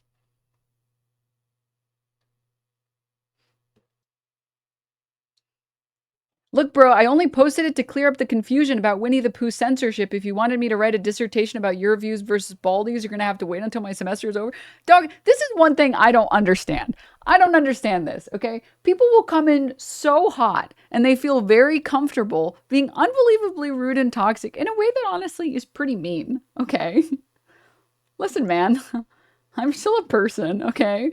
I don't expect people to be unbelievably toxic and rude to me. It's kind of mean, all right? I'm not rude and toxic to chatters that have been around for a while. I would expect the same leeway here. And it's very disrespectful to assume that I would only hold a position because it happens to be the opposite. You're making this about this being a censorship thing or about being a ban thing, but it's not about that. It's about the fact that Asmongold is just making this stupid joke to appeal to dumb Americans who don't know anything about Winnie the Pooh and don't understand that the thing that's being censored is it's Winnie the Pooh on the internet in relation to the president. And he's doing it because it's easy fear-mongering. And you're accusing me of, like, not being willing to be informed on this thing that I already know very well. Because Asmongold said it? Like, what?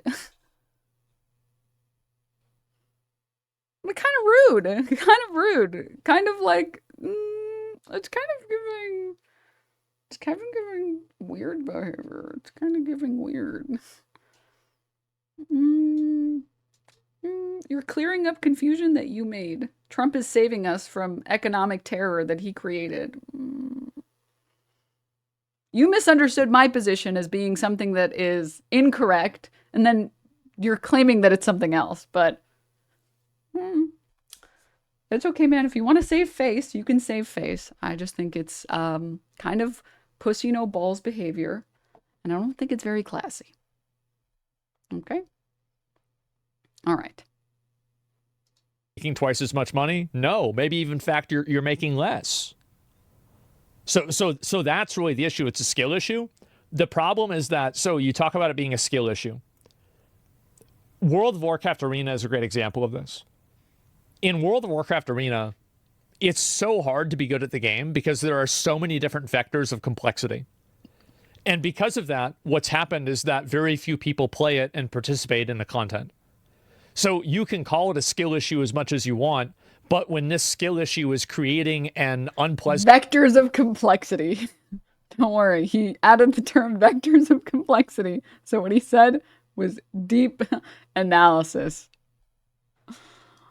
And bad outcome for people at a high ratio, you're obviously going to have people that are upset and angry. PvP's dead. Yeah, exactly. It kills it.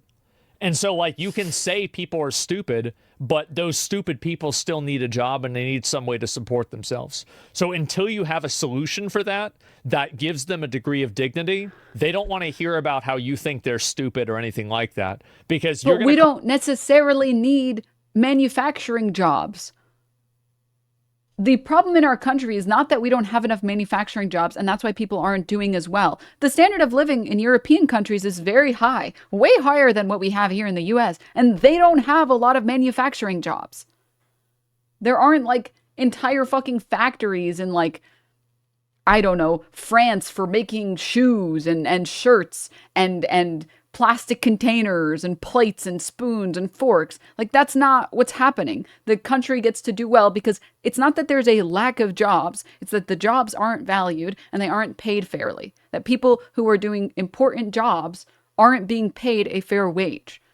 And they aren't being given enough sick time. They aren't being given enough paternity or maternity leave. Like, that's the problem. Call them stupid and they're going to vote to turn your stocks into nothing. And there's more of them than there are you. That's just what happened. And like, it's not... don't get it, Denim. We just don't play enough. We just don't play hard enough in World of Warcraft. Don't. It's just common sense. It's just common fucking sense. And so anyway, that's the way I see it. Universal basic income coming. I think in some cases, yeah. But like, I just think in general, that's the way it is. And so show them the grasshopper and the ant clip. Yeah, it sounds like they aren't smart enough to fuck you back. They're smart to fuck you back. Yeah, they will. And I think that... Relevant poll on this, America would be better off if more people worked in manufacturing. 80% of Americans agree.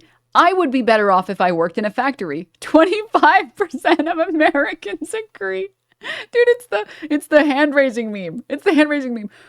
Who wants manufacturing back in America? Who wants to work in a factory?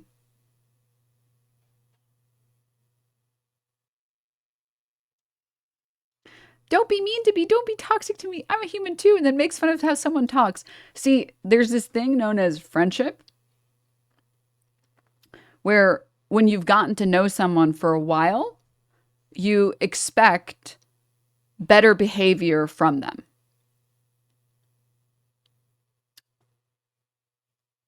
And then there's this thing called strangers. You know those people very well, I assume, or the concept well, where you don't expect anything out of them. I don't expect Asmongold to treat me fairly or to not make fun of me. In fact, he's done quite the opposite. I'm allowed to do it back.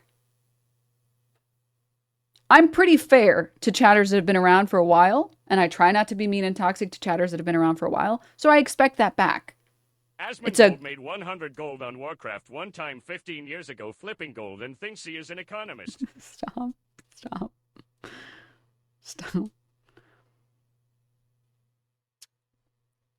I hope that explains it a little bit.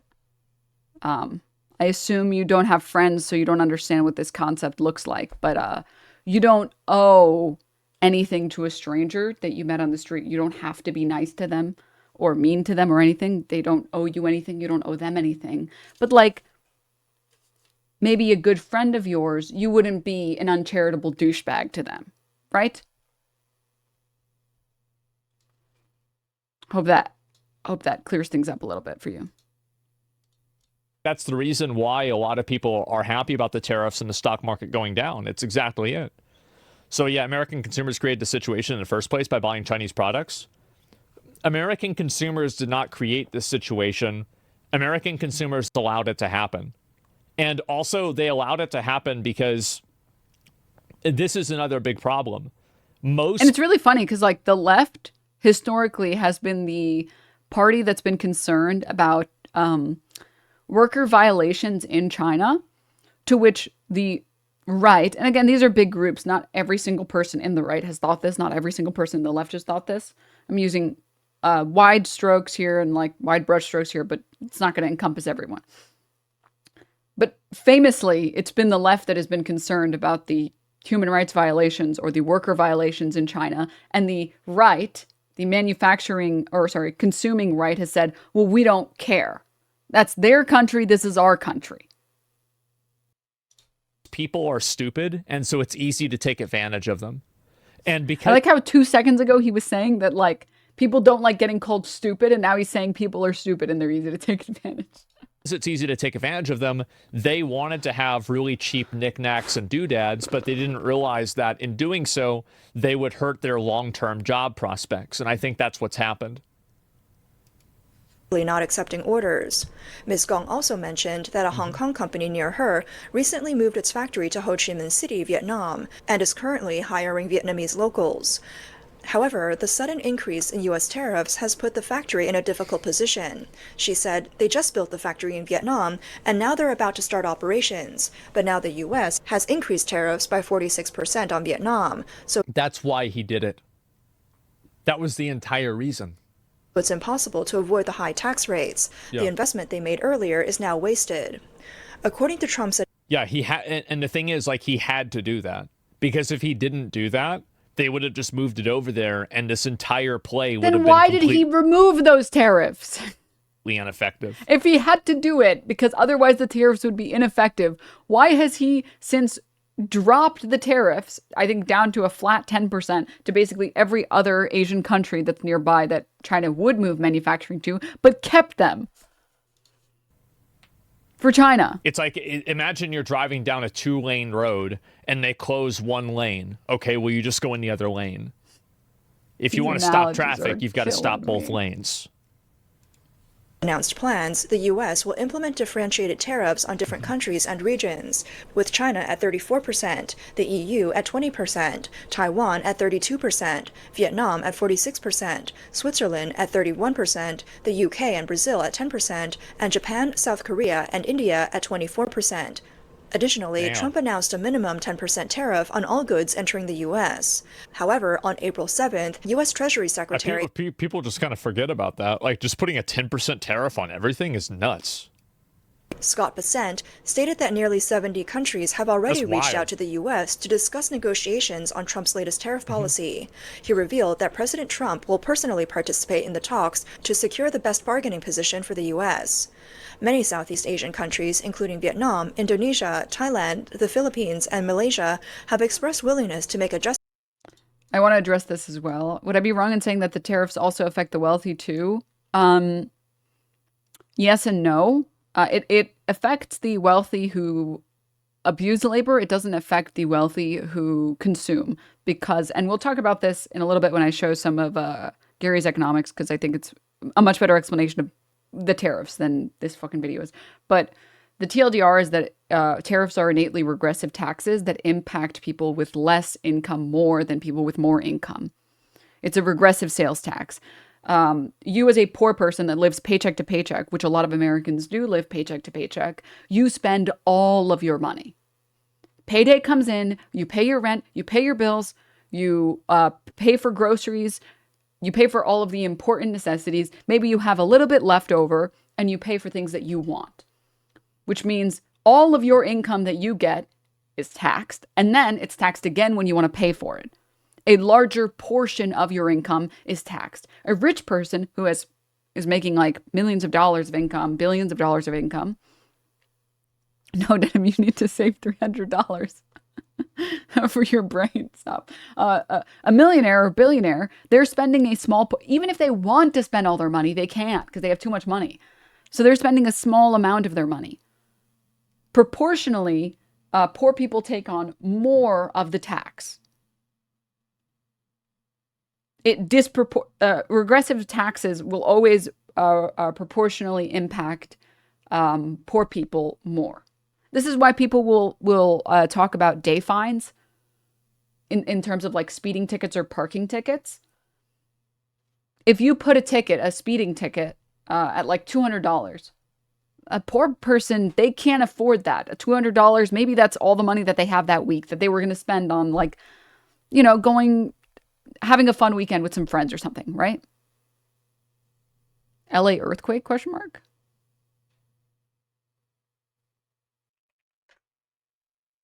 $2.8? Don't write 2.8 is one of my farts, chatter. Don't fucking write that. Stop. What is wrong with you? What is wrong with you?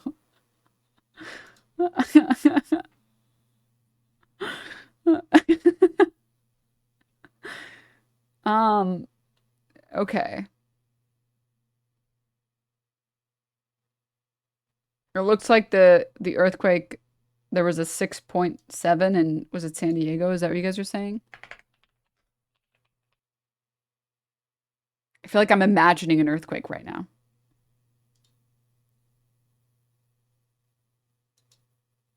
Yeah, there was I just saw online. Seems like there is a 6.0 magnitude earthquake in San Diego.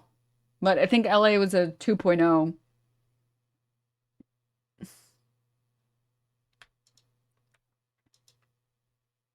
Okay, I think it's fine. 2.8 is really big, like above average? No. Oh, stop, please. Please say it. Yeah, it looks like it was a 6.0 in San Diego.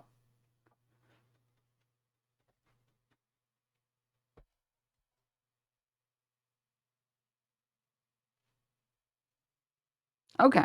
Minor, I guess. Minor in LA, I think. Seemingly major in San Diego. Okay, I'll follow this. 6.8 is pretty big. Yeah. Hope everyone's okay in San Diego. Precursor to Godzilla's arrival. Please. Let it end, dude. Let's start over. Completely fine. My dog is terrified, though. Now won't leave my side. Oh. San Diego County, we're good. Definitely felt that one. Okay. Also, earthquake scale is logarithmic. Oh, okay, okay. I think we're good. I think we're good. Okay. Can't believe that chatter said one of my farts. Stop. Also, Bash Bob, thank you for the Prime. Satnav, thank you for the Tier 1. Dino, thank you for the Prime. Discharged, thank you for the 5 Coconut Gun. Thank you for the 17. Zin, thank you for the gift sub. Bren, thank you for the Tier 1. Spade Step. That Lamar. Thank you guys so much for the subs. All right. Okay. Oh, thank you, Flappy. Moving on. I don't even know if I have the energy to finish this video, dude. I don't think I do. Can we watch the Gary Economics video on tariffs? It's way better than this one. Because this one is just like, it's so sad. Because all of it is just, I'm telling my audience what they want to hear about tariffs. And then it's stuff that doesn't make any sense. It's like, yeah, Bernie bros represent. Yeah, Trump is the reason why we're fixing this country, even though Republicans historically have not been pro fixing the massive wealth disparity. And whenever people try to bring up that we should tax the wealthy, they argue that we shouldn't. Okay. All right. Asking if you can stop watching Asmongold is crazy. Falling into poverty. Sorry, you're right. All right. I think I was watching a little bit of this in my own time, but I think this was a pretty good breakdown of these problems. And you're also targeting countries here, like Laos, like Cambodia, which are right next to China. Laos shares a border with China. Cambodia is very close. Basically, you are attacking the key potential strategic allies who are immediately next to your key long-term political, military, economic, strategic rival in China, in what appears to be an attempt just to drive people both outside and inside your country, the poorest people outside and inside your country, into poverty. It was, whatever you think of tariffs, and I don't think tariffs are necessarily a bad policy, the implementation was totally insane. I think, and this started a long discussion, and I've been having this discussion quite a lot with people in the last week or so. I thought that what you saw there was low competence implementation. And a lot of people don't like to believe that. A lot of people like to believe that the US government is high competence, and I would like to believe that as well. So I think all of us wanted to believe that. Some people were saying, basically, I can't think, and nobody can think of an economic rationale for attacking Cambodia economically and for attacking Bangladesh economically and attacking, they even raised tariffs significantly on Taiwan and Japan and South Korea, who again, these guys have been for a long period of time US's key strategic allies against China in the region. But at least in some of those cases, you can say, Japan does have high value added, like good job manufacturing, which you might want to move back to the US. I couldn't really see any logic at all. So here's the thing, with unemployment as low as it is in the United States, and the fact that we don't necessarily rely on manufacturing jobs, and the fact that Americans don't, polling literally shows Americans don't want to work in factories. Most Americans don't want to work in a fucking factory, right? When we talk about America and its prerogative for moving manufacturing away from China, it's not that we want manufacturing to re-enter China. That's not good economic policy. It's that we want to be the economic stronghold of the world, right? We benefit from being we benefit from having more economic power than other countries. It allows us to get away with whatever we want to get away with, which is why China is the only country that has introduced actual reciprocal tariffs, and every other country said, okay, I guess, I don't know what you want us to do. I guess we will trade what we can, and whatever is not profitable anymore, we'll stop trading it. That puts the US in a very good strategic position. If you are a USA first person and you don't care about the outcome of anything in the world except that the US is doing well, that's great. You want other countries to be so much poorer than you that you can strong arm them into doing whatever you want. It's like imperialism 101. So we benefit heavily from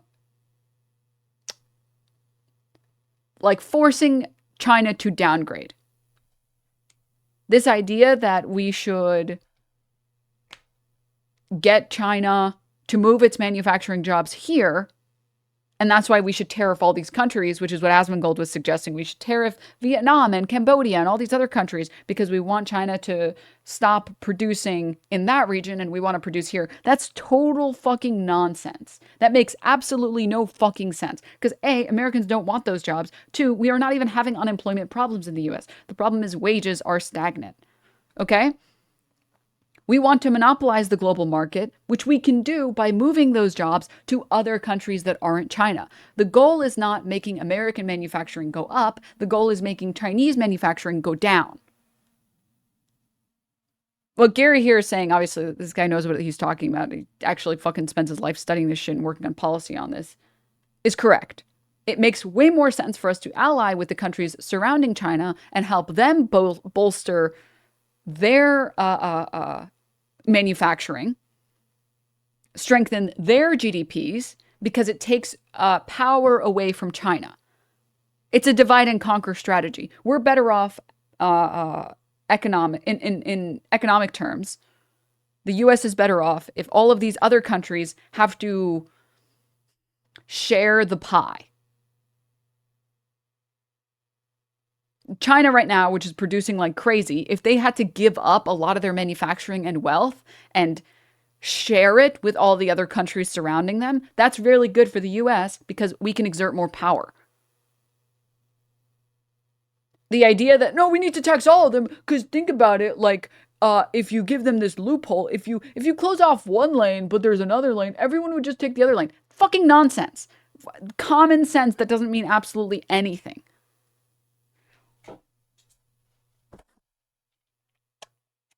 Is it your America?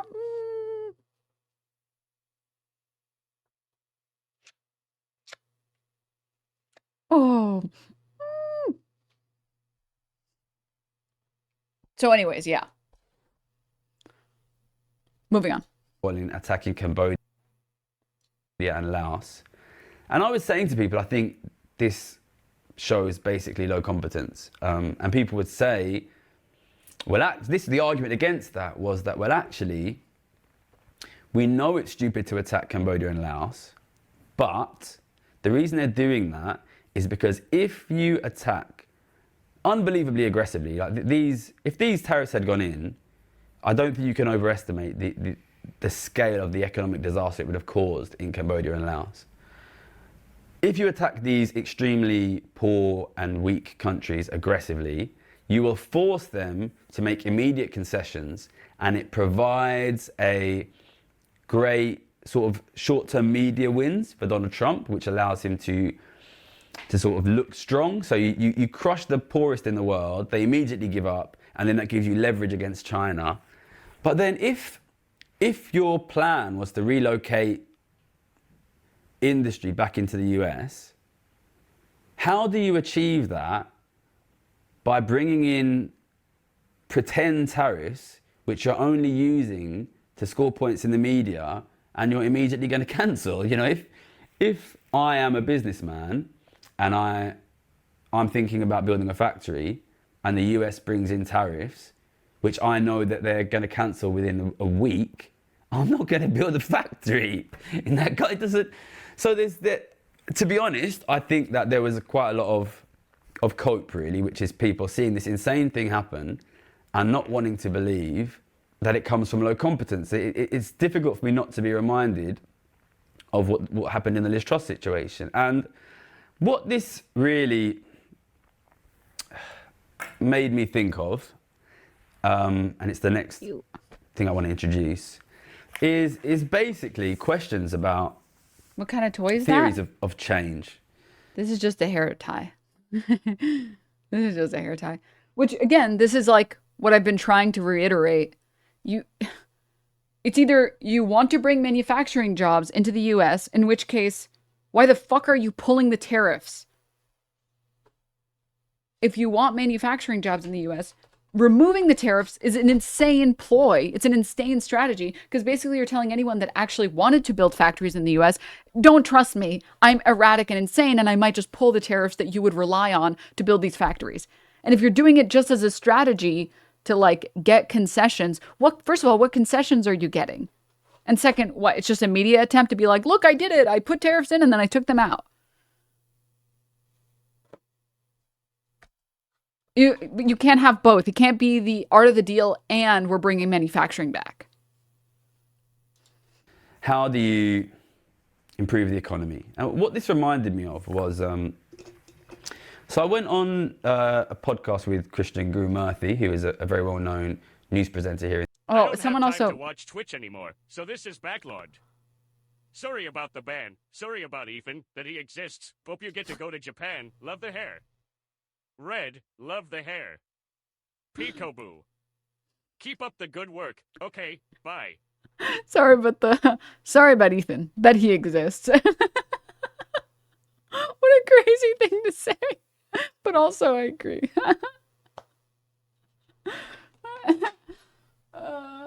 Oh God, stop. Also, holy shit, thank you for the 10,000 biddies. What the fuck? Thank you. That's really generous of you, Valeria. Thank you so much. All right. Also, someone linked this earlier. Sorry, I forgot who linked it, but this is probably somebody else also paraphrasing this idea that it's not both. It can't be both. It can't be both. That it's the art of the deal and we're doing all this as a trade strategy and we have no intention of keeping these tariffs, and also that we're bringing manufacturing jobs in. It's only one, not both.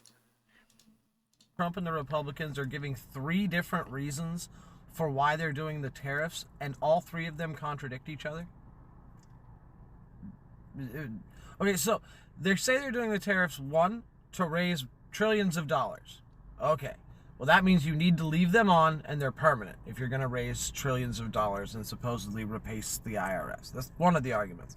The second argument is that it's a negotiation tactic to get rid of all tariffs so that we can actually have free trade, and they're going to get all of these countries to renegotiate their deals and we're not going to have tariffs when it's over.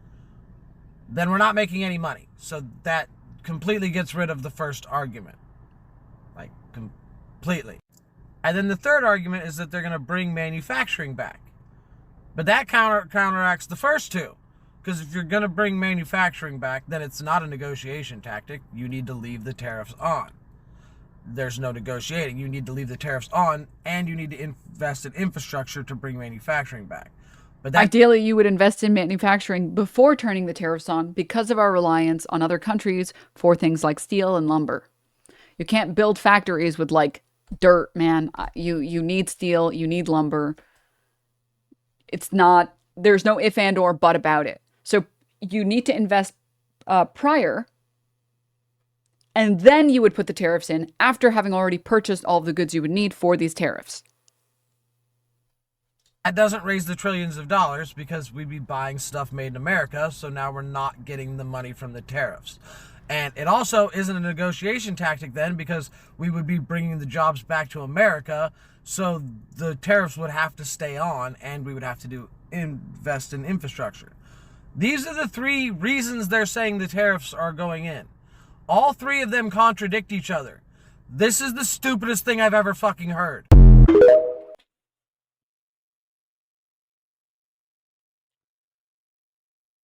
And yet,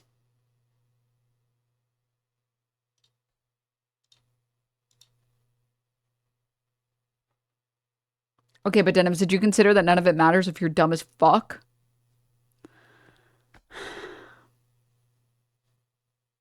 And yet, I really wanted to watch this More Perfect Union video about going to a Bernie rally. Oh. This is the largest rally I've ever done in my life. The idea that... And like, the thing is, it's like, I'm really not saying anything that's like extreme or nonsensical or absurd. Like, this is all stuff that you can go and find. Like, there is no economist, not one, that will tell you that Trump's strategies currently, at the very least, the way that he has enacted them for the past week or two, none of the strategies are good for the goals that he claims exist. None of them. You will not find one. Wormy. In fact, even the ones that they have on Fox News have explicitly said, yeah, I don't know, if it's a negotiation, I can't imagine that this is an actual strategy for bringing back manufacturing or bringing in revenue, because it would hurt our economy more than it would help it, which makes me think it has to be a negotiation tactic, in which case I guess we'll wait and see what happens. We have 35,000 people here in Denver, Colorado. It was literally beyond belief. And this is not a political campaign. You know, we're not running for anything. I'm sorry. Have you guys seen this? Wait, what the hell? Whoa, wait. 2 things. 1, live right now, El Salvador president is speaking with Trump, which maybe we should watch that. But also 2, did you guys see, ones if you've seen this, 2s if you didn't, I don't know how I didn't get recommended this video. Johnny CIA Harris just put a video out on the secret way corporations profit from poverty. Secret to who? I'm sorry, what? Are there people who don't know? I guess there are people who don't know this. Did he go woke? Did his CIA handler finally let him go?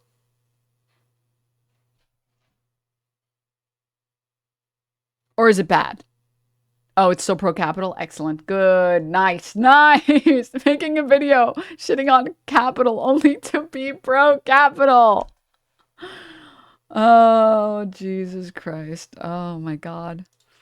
Also, sorry, this headline is really funny. CNN, Americans are not buying what Trump is selling them. We are getting a clearer picture of how Americans are feeling about President Trump and his economic policy now 12 weeks into his second term. CNN chief data analyst Harry Inton is here to run the numbers. Hello, Harry. Happy Sunday to you. You as well. Okay, so where are we with Americans and how they're viewing the economy? Yeah, so CBS News YouGov poll came out earlier today, and I will just say, I'll put it in stark terms, I believe this is the worst poll that Donald Trump has received in his second term, and we can go through it, Jessica. Let's talk about the economy, right? Think the economy is getting worse. Back in November, it was 42% of Americans. You don't have to be a genius to follow this timeline. By February, it was 49%, March, 51%. Look at where we are now, 53%. The clear majority of Americans think the economy is getting worse, and that number is rising. When Trump, of course, Dude, I love Harry. that second term was 42%. Love this guy. Now we're up 11 points. The clear majority, 53%. This poll and this number in particular is no bueno for the President of the United States, Jessica. And who are they blaming for what they are seeing as an economic downturn? Yeah, okay. So, no bueno. obviously, It's like it's the meme of like the dude with tortilla chips on a plate saying, mind if this white boy speaks a little Spanish tonight? Arriba. You guys have seen this meme or no? had Joe Biden before you had Donald Trump. And of course, Donald Trump would say, Joe Biden left us in a horrible state and I have to help dig us out of it. All right, so let's take a look here. More responsible for the state of the economy or the economic state. In March, CBS News asked about inflation, and 38% said it was Joe Biden who was more responsible, compared to 34% who said Donald Trump. Let's jump forward to now, in the month of April. Look at this number. 54% of Americans say that Donald Trump is more to blame for the state of the economy than Joe Biden. Joe Biden's number. I just want to speak to the people who think Joe Biden is responsible for the current economic state. I want to talk to the 20% that think this. Has fallen from 38% to... Which, like, again, don't get me wrong. In general, policies that are enacted in one presidency will impact the economy and foreign affairs for the next country, or sorry, for the next president. But, like, I want to speak to the 20% and see if they can actually list any policies enacted by Biden that caused directly negative consequences for Americans, because I feel like they would pull up some blanks. 21%. Donald Trump may try to blame Joe Biden for this, and maybe that was working a month ago in the month of March. But since the tariff war has begun, it's not working anymore. Americans are not buying what Donald Trump is selling them. They believe, the clear majority, 54%, that Donald Trump is more to blame for the state of the economy at this point than Joe Biden is, Jessica. That is interesting to see how that evolves just in the last month, really. Yeah. How are they viewing tariffs? Yeah. Okay. So obviously the big thing when it comes to the state of the economy right now for Donald Trump is tariffs. So let's take a look here. All right. The tariff plan, new tariffs on importing goods, oppose versus favor. You go back to January. Look at this. 48% said they favored these new tariffs, these Donald Trump tariffs, compared to 46% who opposed. Look at where we are now in this.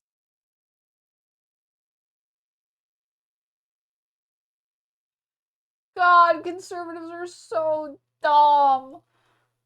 Yeah, I'm in favor of Trump putting these damn tariffs on these damn countries that are abusing our damn money. It's unacceptable. Puts tariffs in place. How could you do this to me?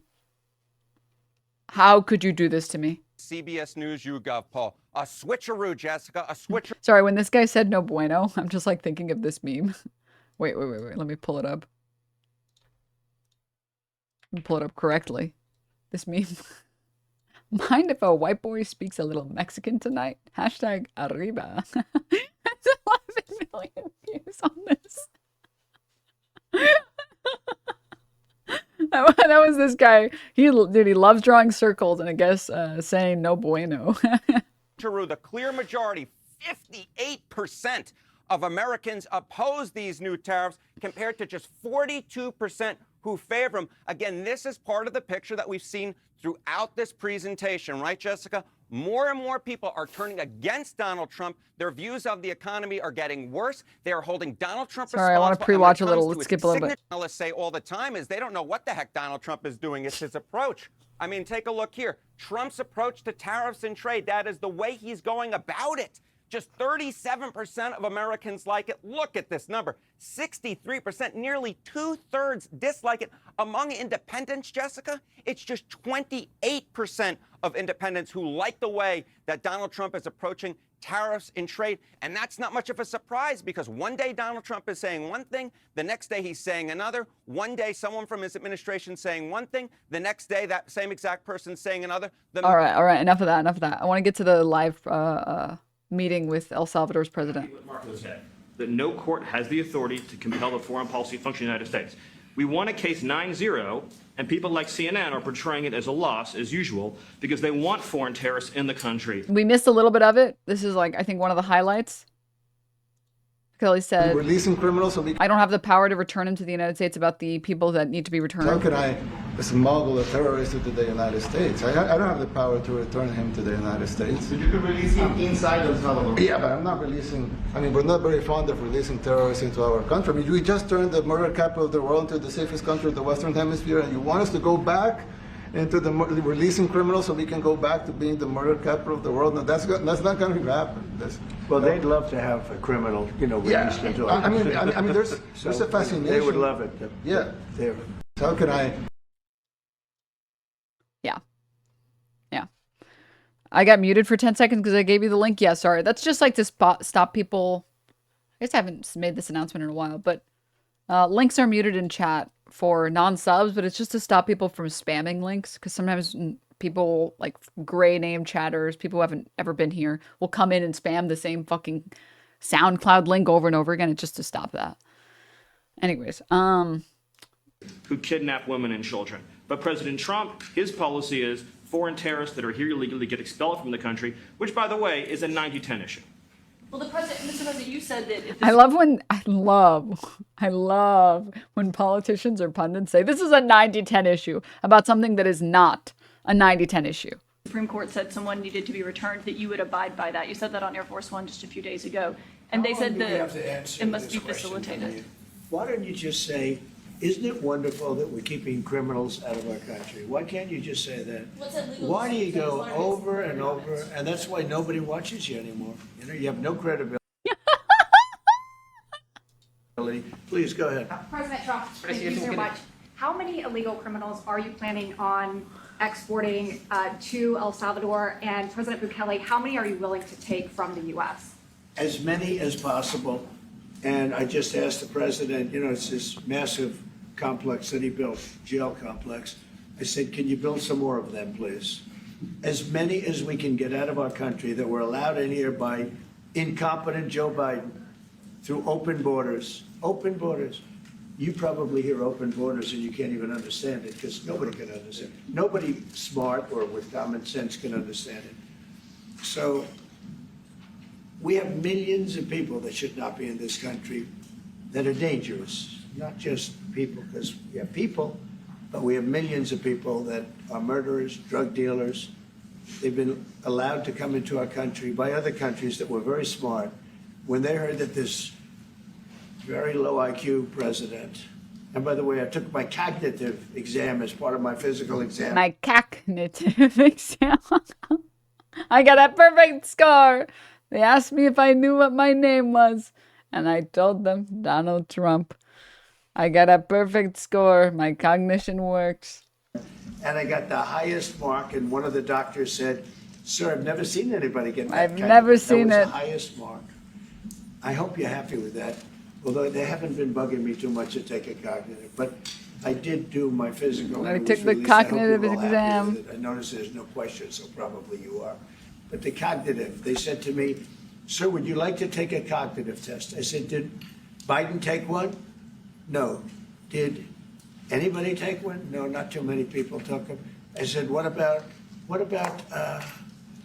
Obama? Did he take one? No, he didn't take one either. I said, yes, famously, everyone's concern with Obama was that he wasn't cognitively there. I'm going to be honest. The only people that think Obama lacked cognitive abilities are racists. I'm sorry. That is a factually true statement. Totally factual. Our problems with Obama have always been that he's just bombing the fuck out of brown nations. That's it. That he just bombed the shit, drone strike the shit out of the Middle East. That's always been the problem that people have had with Obama. And then there's other people that's problem has been that he's brown. That he's browning the country. He's woking the country. Let me be the only one to take one. But I've actually taken them 3 times already. I like taking them because they're not too tough for me to take. But we had a great physical exam, so I know you're going to ask that. And the doctors who are total professionals, Walter Reed Medical Center, they're great people. And I visited a soldier that was badly wounded, incredible soldier, lost his leg, and spent a lot of time with him. I mean, great with his mother. And it was really a very great thing. They do a phenomenal job. I just want to say, Walter Reed, I was there for, 5-6 hours. You were there with me. But I took a full physical, and it came out perfecto, so that's good. And she got me for a little longer. Would the U.S. be willing to pay for those facilities to be opened if new ones were going to be built? I'd do something. We'd help them out. Yeah, we help them. They're great facilities, very strong facilities, and they don't very play games. Strong, very good facilities. I'd like to go a step further. I mean, I said it to Pam. I don't know what the laws are. We always have to obey the laws, but we also have homegrown criminals that push people into subways, that hit elderly ladies on the back of the head with a baseball bat when they're not looking, that are absolute monsters. I'd like to include them in the group of people to get them out of the country, but you'll have to be looking at the laws on that, Steve, okay? The what? How essential is it for you guys to be locking up these prisoners? And do you think more presidents should follow suit like you guys? I like that the hitting old ladies with a baseball in the back of the head was followed immediately after him saying that he passed the cognitive test with flying colors. As far as taking a hard stance on crime here in the United States. Well, I do. I think everybody has to. The president said it better than anybody. He said, you have liberty and you have to have liberty, but to have liberty, not everybody is going to be good. And, some are bad because they're... Based on the 60-minute report on those 200 people that were deported, Trump has more felonies than all 200 combined. Yeah. They're sick. They're mentally deranged. They're bad. Then you have to take... Except for all the ones that aren't, except for the 9-0 ruling that America has a responsibility to bring at least one person, I'm blanking on the name, back to the U.S. Take them if you're going to have a country... Do you know how bad it is when the Supreme Court goes 9-0 on a ruling against Trump? That are, it's 7-2 now, right? Conservative to Democrat justices. I believe it's 7-2 right now. Amy Coney Barrett, Thomas fucking Clarence. Kavanaugh. Oh, is it still 6-3? Sorry, I don't know why I thought it was 7-2. When all 6 conservative judges, and obviously the 3 Democrat judges, rule against Trump, that is bad. That is bad. You're going to have to take those people out. And we've been doing that. But this was like an unforced error, they would call it. Liberal judges, by the way, not technically Dem. You're right. Misspeak on my part. Conservative versus liberal. People that may hate our country, or maybe they're just stupid people. I think they're probably stupid people more so. A lot of people. Dude, we're going to have to deport like 50% of the country if we're just deporting stupid people. They did it for the vote. But I did better with Hispanic people than they did, because they always use Hispanic. I did better. You people love me. I saw my poll numbers in your country up through the roof, right? 91%. You people love me. Some people think they do it for the vote. But they don't have to do it for the vote. They cheat, they're professional cheaters. That's about the only thing they do well. So we just have had a great relationship, and it's become bigger because of a strange thing that happened. I came back. We had no war in Ukraine. We had no war we had no October 7th Middle East problem. We had nothing. We had no inflation. Famously, everything in the Middle East is all fine and dandy. We sing Kumbaya, and there are definitely no more casualties happening even right now in Gaza. We didn't have the Afghanistan, most embarrassing moment in the history of our country, the Afghanistan, not withdrawing, because I would have been out, I had it all set to bring people out with dignity and pride. Did you guys see Kristi Noem saying, I think the situation in Afghanistan has improved a lot, so we can deport the Afghanis that are in this country right now? That was the worst, most embarrassing moment in the history of our country, Afghanistan. We didn't have any of that. You wouldn't have had the war with Russia, Ukraine. You wouldn't have had the Middle East problem because Iran was broke. They had this one. It was this story for anyone who missed it. A fucking crazy story, by the way. Fucking insane. Famous dog killer, Kristi Noem, featured in this article. Trump to end protected status for Afghans and Cameroonians. Thousands of Afghans and Cameroonians will have their temporary deportation protections terminated, the U.S. Department of Homeland Security has said. Homeland Security Secretary Kristi Noem found the conditions in Afghanistan and Cameroon no longer merited U.S. protections. An estimated 14,000 Afghans previously eligible for temporary protected status are now set to lose it in May, while some 7,900 Cameroonians will lose it in June. I'm trying to see if the Kristi Noem quote is in here. Yeah. On March 21st, having consulted with other U.S. government agencies, Noem determined that Afghanistan no longer continues to meet the statutory requirements for its TPS designation, and so she terminated the TPS for Afghanistan.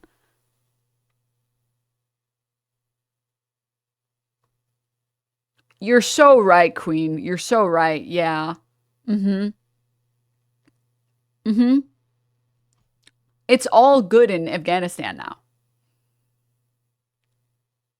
Yeah. It's okay. It's okay now. Noem praised the decision on social media, saying that it is a privilege to be granted a visa or green card to live and study in the U.S., and that when you advocate for violence, glorify and support terrorists, this is not even remotely close to what happened, and the courts themselves didn't try and use this defense because it's non-existent, because guess what? Mahmoud was absolutely not advocating for violence, glorifying, or supporting terrorists, which is why they are trying to kick him out on the basis that they didn't agree with his free speech because it was bad for U.S. foreign interests. This is the thing that's pissed me off the most about the Khalil situation. Everyone, Asmongold, fucking Benny Johnson, fucking probably Steven Crowder at this point, although I don't even know if that guy even makes any content since he was exposed for abusing his wife. All of the Republican, every single person on Fox News tried to say, well, it's okay for us to kick out Khalil because he's here as a privilege with a green card. He's not a citizen, for starters, but also you're not allowed to be a violent terrorist. You're not allowed to be a pro-terrorist. And guess what? You know what the courts ruled? The courts ruled that it's actually a free speech issue because it hurts U.S. foreign policy because he didn't support terrorists. Because he didn't fucking do that. He didn't do that. Dang, someone trespassing at United Healthcare was arrested. Oh, man.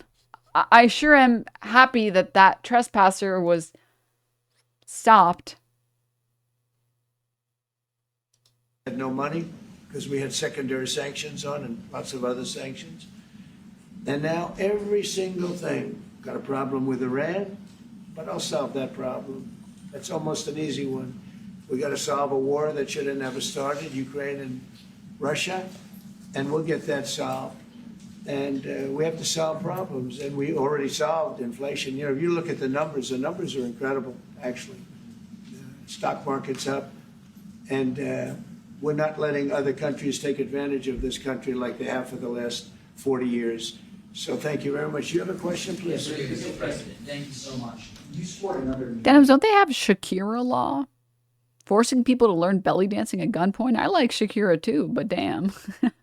No, you're mistaken. They have Akira law. It's a country built off the cyberpunk movie by Katsuhiro Otomo. investment win this morning with NVIDIA, its AI supercomputer. The first time ever, right here in the United States. Thank you. That's a question I like. That's true. What is your reaction to this announcement, sir, and how will this positively benefit Americans across the country? Well, it's one of the biggest announcements you'll ever hear, because NVIDIA, as you know, controls that almost the entire sector, which is one of the most important sectors in the world, between chips and semiconductors and everything else. And they're the biggest. And the other biggest we already have coming in is spending $300 billion, as you know. They announced 2 weeks ago. But NVIDIA is so highly respected.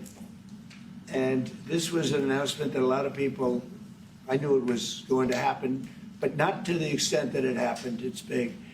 And the reason they did it is because of the election on November 5th and because of a thing called tariffs. As I say, the most beautiful word in the dictionary. After love, God, relationship. The press actually hit me and said, tariff is the most beautiful word in the dictionary. What about family, love, God? I got hit even on that. You understand? I said, okay. So now I say it's my 5th most favorite word because they get you on anything.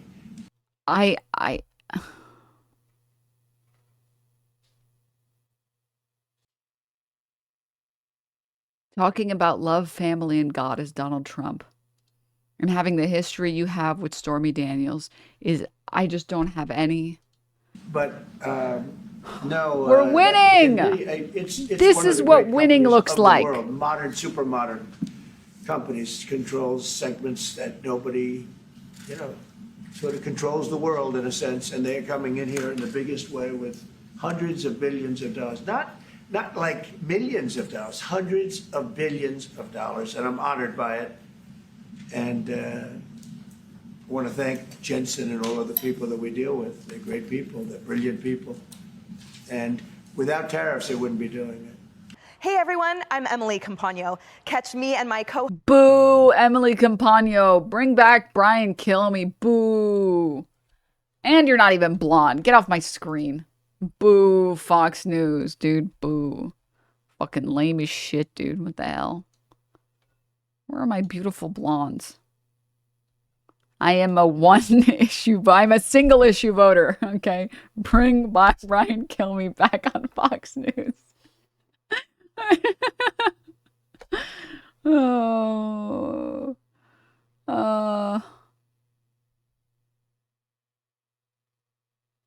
Guys, are we winning yet?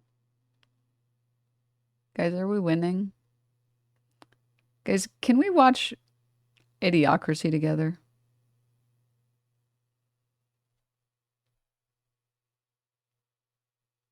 I think it's about time. Y'all busy Friday after stream?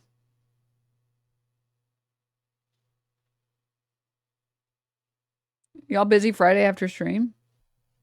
To watch some Idiocracy together? I'm free. You stream Fridays? Yeah. We stream on weekends and the day before and after weekends. So Monday and Friday. I just cleared my schedule. Okay, as a quick reminder, chat, before I go today, we are doing a special Wednesday stream. It is happening. A special Wednesday stream is happening. Okay?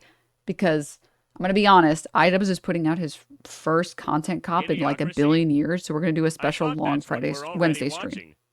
If you're not there, I'm going to assume that you hate me and you never want to speak to me again, and I should quit streaming forever if you're not there. That's what you're telling me if you don't show up. All right? Which is pretty mean. Like, I don't know what I did to deserve that treatment from you guys. It's actually kind of heartless. So,